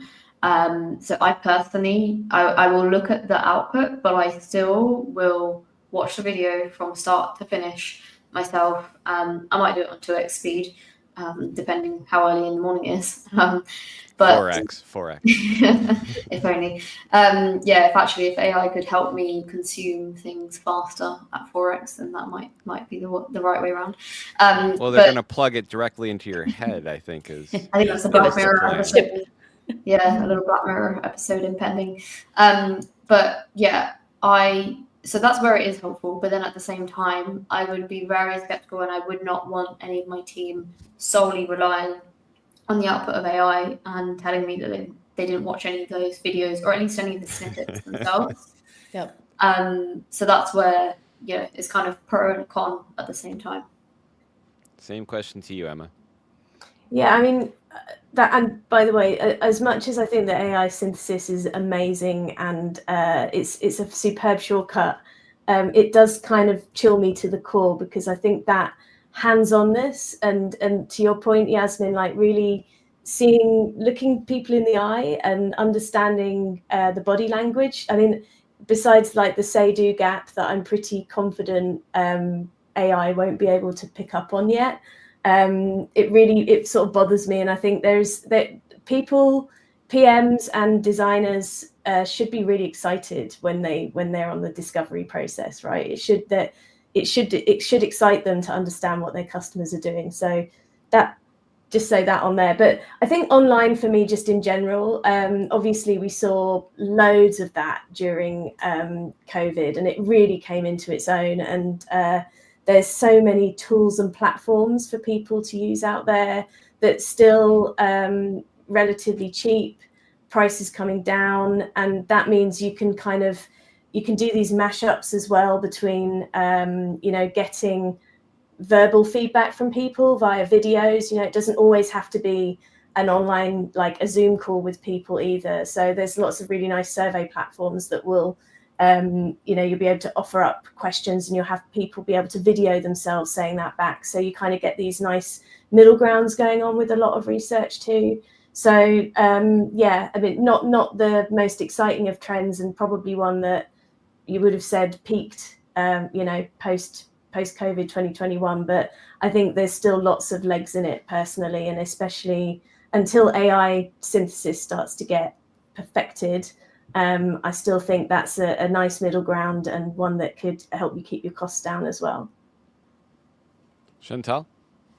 Yeah, I mean, I would agree with everything that I've heard so far. I don't think that AI can replace actually speaking to a customer. I will say that I have used synthetic users with a team that I was coaching. It was my first time trying it. We tried it. It was pretty impressive, but again, it still doesn't replace it. For me, that helps you create your proto persona. It's not going to be your fully fledged researched persona, but it's a proto persona. And that is something that I would expect a product squad to be able to come up with, is a product persona, a proto persona. And if you can use synthetic research to help you with that, then great, but it still doesn't replace it. And you should still be going back and constantly updating that based on what you're learning with those actual one-to-one or group interviews. And I would want the teams to be watching, if not participating and conducting those interviews in partnership with UR, then at the very least watching all of the videos, the same that Yasmin said. Yeah. And what are the scenarios that you are using this synthetic user behavior, user data? Oh, so again, early on, you maybe don't have enough information about your persona. You don't have enough time or budget to do a full-fledged like ethnographic research study, or your company doesn't already have personas that were well researched. That you as a team can create a proto persona, which is, a lot of assumptions. We're talking discovery is all about assumptions. There's assumptions in your problem statement. There's assumptions in your target audience. There's assumptions in everything you're doing. So, you can feed some data, loose data, like, into synthetic users. And you can say, I need a persona for this person. They are, a manager at a bank, so you're using it to develop a persona that you then can test the different assumptions of that persona. Not the way I think I was thinking about it, in that you were using a persona to generate data or simulations with your product. You're using it to actually to create a batch of assumptions that you then can validate and invalidate. Exactly. Spot on. Yeah. Got it. Yeah, my brain was going like, what people are doing something that I'm not thinking of, and so I went down an interesting No, path. no, no. So like, you know how you might have a canvas for a user, right? Yep. And say, what are their pains? What are their gains? You know, what are their demographics? Yeah, it's creating that like canvas. That's great. Yeah. That's great. That I like. I understand. Let's see. So we've got a few questions from the audience, and these are all toss-ups. So someone jump on it when after I've read it. So Rob was asking a question about AI, but he was leaning a little bit more towards product managers and coaches. So this is the first event I've participated in where AI hasn't been mentioned. It was. I think John was the first one who mentioned it, but he didn't. I don't know if he mentioned it in the context of the coaching. And so the question Rob's asking is, wouldn't that be helpful to product managers and coaches? So I guess the question to the roundtable is, how would you be using AI in the context of coaching, and how can it, or if you are using it in coaching, how are you using it? How are you using it in a way that supplements the coaching in some way? Yasmin, I see head nodding. To you. Yeah, I think it's one of those areas where I would probably let AI help me guide as to what I might do next in the next session, right? So I might put my own synthesis of, okay, we discussed this, you know, this person mentioned this was where they were having troubles, and maybe I might help it, you know, generate like a template for me. But I wouldn't want, if I'm thinking about it the other way around, right? So I'm an individual and I've hired a product coach. If I knew that product coach entirely used AI to generate our entire session, I'd probably be a bit annoyed, to be honest, because then I would have realized that I could have just done it myself. But you don't know the prompts. Well, that's true. But yeah, I think that there's areas where it can help, and I think maybe more to do with like efficiency, doing a write-up, like reminding me of what our most recent session was in an easy format for me to consume. But I wouldn't want to see it replacing effectively as a coach. I don't know. I mean, maybe that was what the question was asking: is are we going to see AI product coaches in the future? And I have seen a couple of people, and I've actually done discovery calls, being the potential user on the other side, as to what a product version of a chat GPT might look like. So that is where you enter everything about your company, about your competitors, about your product, and it then just becomes your own sort of like product world, where it comes up with potential new features, such and such, and you train it as to your particular use case. I can see those being effective. I really can. I think that I've seen tools try to do it, product board, kind of, that hasn't got there. And so that's where I see that there's most likelihood of that coming to market and winning as well. But again, I don't necessarily see that replacing a coach as such. Gotcha. The next question is directed to John. I don't remember the context, all the context within which this question was posed. So hopefully you do, John. What course worked for you? What would you recommend? And do you agree that both training and coaching are needed? I remember you did mention a course that you did take. I don't. Maybe you could add some more color to it. Yeah, so the organization that I went through as far as for training, a lot individual training, I guess, could be looked at as coaching, is a company called IC Agile. And so they have various tracks you can go through if you're a developer, if you're in quality assurance or product management, product ownership, so forth. But yeah, IC Agile. As far as that's just been like me attending a course, and then it would probably be someone like Chantal there potentially. I mean, I know you're embedded in organizations, but somebody that wears multiple hats. So I'm a coach, I'm a mentor, I'm training. But as far as like the coaching that I had at a large e-commerce organization, it was a team of people coming into the organization, and there was lots of different teams, and each team had one or two coaches, and that's and they also had us go through formal training in a classroom setting. And then after that classroom, that was kind of to kick it off. Then the coaches were embedded with us for probably close to a year. And that really works because you're really changing the culture. It's just so much time. Like if you have a coach come in and it's like 6 weeks, let's just say that's 3, I'm just going sprints or something like that. Then depending on your iteration, I don't think there's enough glue there to keep it going. Potentially, I mean, obviously, the longer duration you can afford to have coaches. It's going to be, you're going to see that change. All right.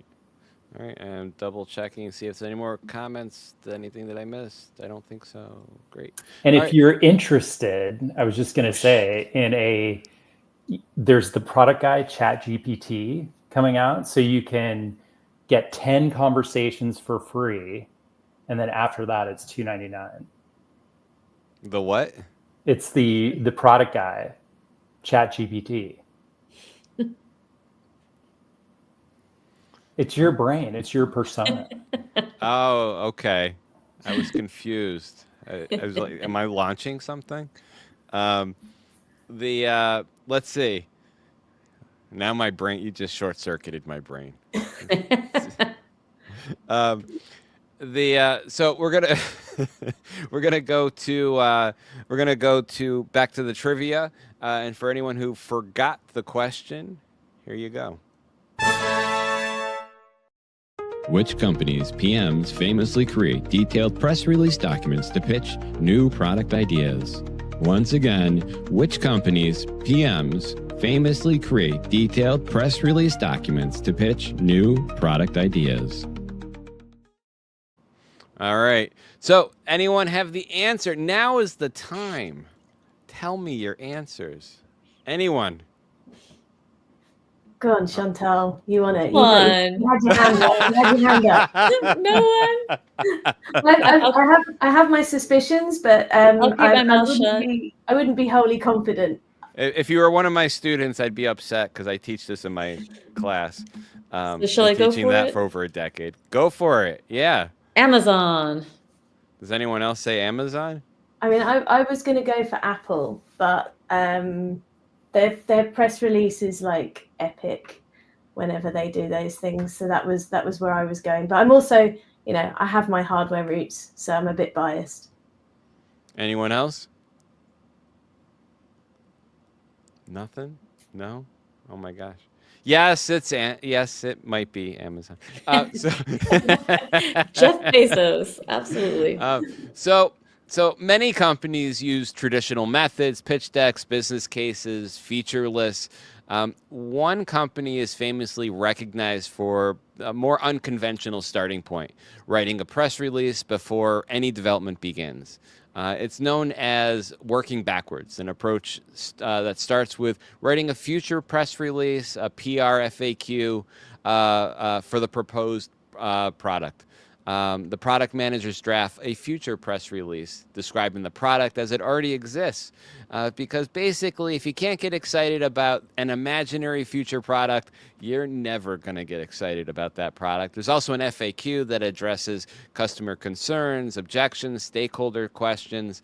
The document explains what the product does, why it matters to customers, includes an FAQ section addressing potential questions and objections. The idea is to clarify customer value and the product vision before any development begins at the company that pioneered this practice at Amazon. So yes, it's at Amazon. So good job there. Thank you for... Do I win something? You already had a lot of my respect. I was going to say more respect. Can I have your product guy ChatGPT in advance or something? Sure. We'll have to, once we just work out the trademark issues, but yeah, sure. So that is the answer there. And really, I appreciate someone finally getting the answer to one of my trivia questions. No, you really broke a drought that has gone on for a really long time, and I'm not trying to make them too hard. I do agree. Sometimes I'm having fun. It's a great book. We actually all read it, and we created a few products with the PRFAQ, process and so forth. It's super fun. Oh, the book. What's the name of the book for folks who want to find it? I think it's Working Backwards. Is it Working Backwards? Yeah. Okay. Yeah, I was familiar with it more so, not from the book, but I talk to product people a ton every week, and so it just came from my research well over a decade ago, and so that found its way into my class and teaching and other stuff.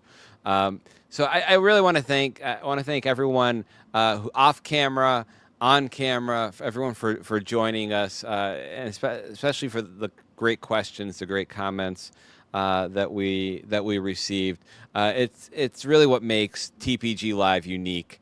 Really the engagement from everyone all around, and also special thanks to our roundtable, Yasmin, Chantal, John, and Emma. By the way, for anyone who's joining us right now, and why I want to really emphasize the thank you right now, can we just go around the room? Where is everyone, and what time is it where you are? Go ahead, John. You go first because right now I'm in Florida, and it's 9:06 Eastern Standard. I'm going to go last. That's kind of smug, right? Right now I'm in London, and it's 2:07 a.m. Yeah, snap with Emma. I'm in the same place, same time. And I am in Spain. It is 3:07 in the morning. So, as I said, thank you. Thank you for joining. Anyone have any final comments? Any final comments, observations they'd like to share? And also, when you do talk, let people know how they can get in touch with you, find you online. I'll share the links. I'll drop them in the description. Yasmin, let's start with you. Yeah, no, I think this was great. Thanks for inviting me. Lots of key takeaways, continuous discovery being one of them. I think naturally, Chantal, there's always stuff that you forget, right? So you reminded me very specifically that you don't have to do discovery for everything. Sometimes there are just things which are safe bets. And there's many reasons why there's product coaches in the world. I am one of them. So if you know anyone on this side of the world, you can also be on America's side, that's fine too. And you're looking for a coach to help you land your first product manager role. I'm your girl. So please do get in touch with me on LinkedIn. On LinkedIn. All right. We'll get that. We've got that link there, I think, already. Awesome. And next up, we'll go to Emma. Yeah, thank you very much for having me on here. It's been a true pleasure. It's always really great for me to drop into product management chats, and especially like this particular roundtable has been fantastic with the expertise on here. It's been a real education, so I'm very grateful for that. If anybody out there is looking for help with research or strategy, I'd be very happy to help you. LinkedIn, I'm always available. DM me, and I'll be happy to hear from you. Excellent. And everyone's LinkedIn are actually already in the description, so that makes it really easy for me to update. John, to you. Thank you very much, Jeremy. I appreciate it, and everyone on this call. It's been great. You can get a hold of me via the LinkedIn link or propelity.io, and just would love to hear from you guys and see if we can create a partnership. Excellent. And Chantal. Yeah, thank you so much, Jeremy, for inviting me on the show and for all of the great questions, and to our other roundtable panelists. It was a lot of fun, even if it's 3:10 in the morning. It's been great. I run a free monthly product experiment garage, which is a community of practice. So if anyone is struggling with experimentation, whether it's assumptions mapping or crafting your experiment, and you would like some free help from your product peers and some expert guidance, please come my way. If you hit me up on LinkedIn, you can find me. Otherwise, the URL is on Eventbrite. You can find it. It's product-garage.eventbrite.com. All right, we'll also get that link out there. That's awesome. That's an awesome service. I know in working with all the different at all the companies, all the different teams I've worked with, teaching people how to design good experiments can be painful at the best of times, and it's where a lot of the effort and a lot of work goes in. So that's a really great thing you're doing there. That's awesome. Yep. And it's a lot of fun. So there's one coming up on Monday if anyone wants to join us. Awesome. Did I miss anyone? Did I get everyone? I think I did everyone. Everyone. Yep. All right. Cool. But yeah, so many people here. I wasn't sure. I just want to thank everyone. Like the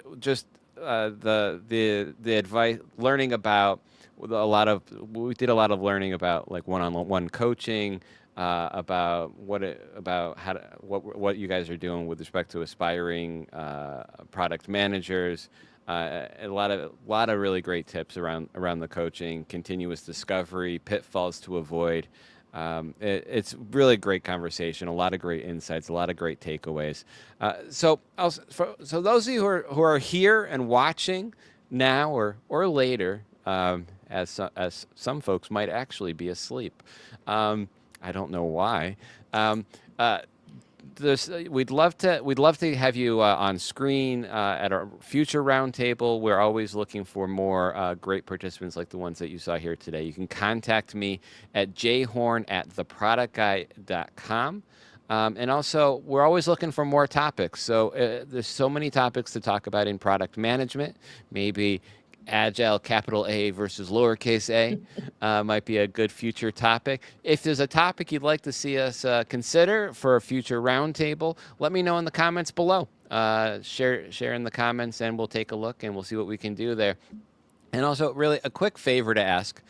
So if you are here, if you enjoyed the conversations like that we've had like this in the past, please, you can really help us out. Like, subscribe, enable notifications, tell your friends, tell 5 friends about the TPG Live podcast, the Product Way YouTube channel. It would really help out in kind of spreading a lot of the great work that everyone here is doing. And just finally, thank you again to our on-camera, to our off-camera roundtables for your wisdom, for your conversation, and just thank you. And I'll see you all next time on TPG Live. Thanks for tuning in. Just one more time, I want to share how you can support this show and gain access to exclusive career-changing resources. For less than the cost of your daily coffee, you'll unlock actionable product management strategies and case studies, proven solutions to real-world challenges, all delivered ad-free.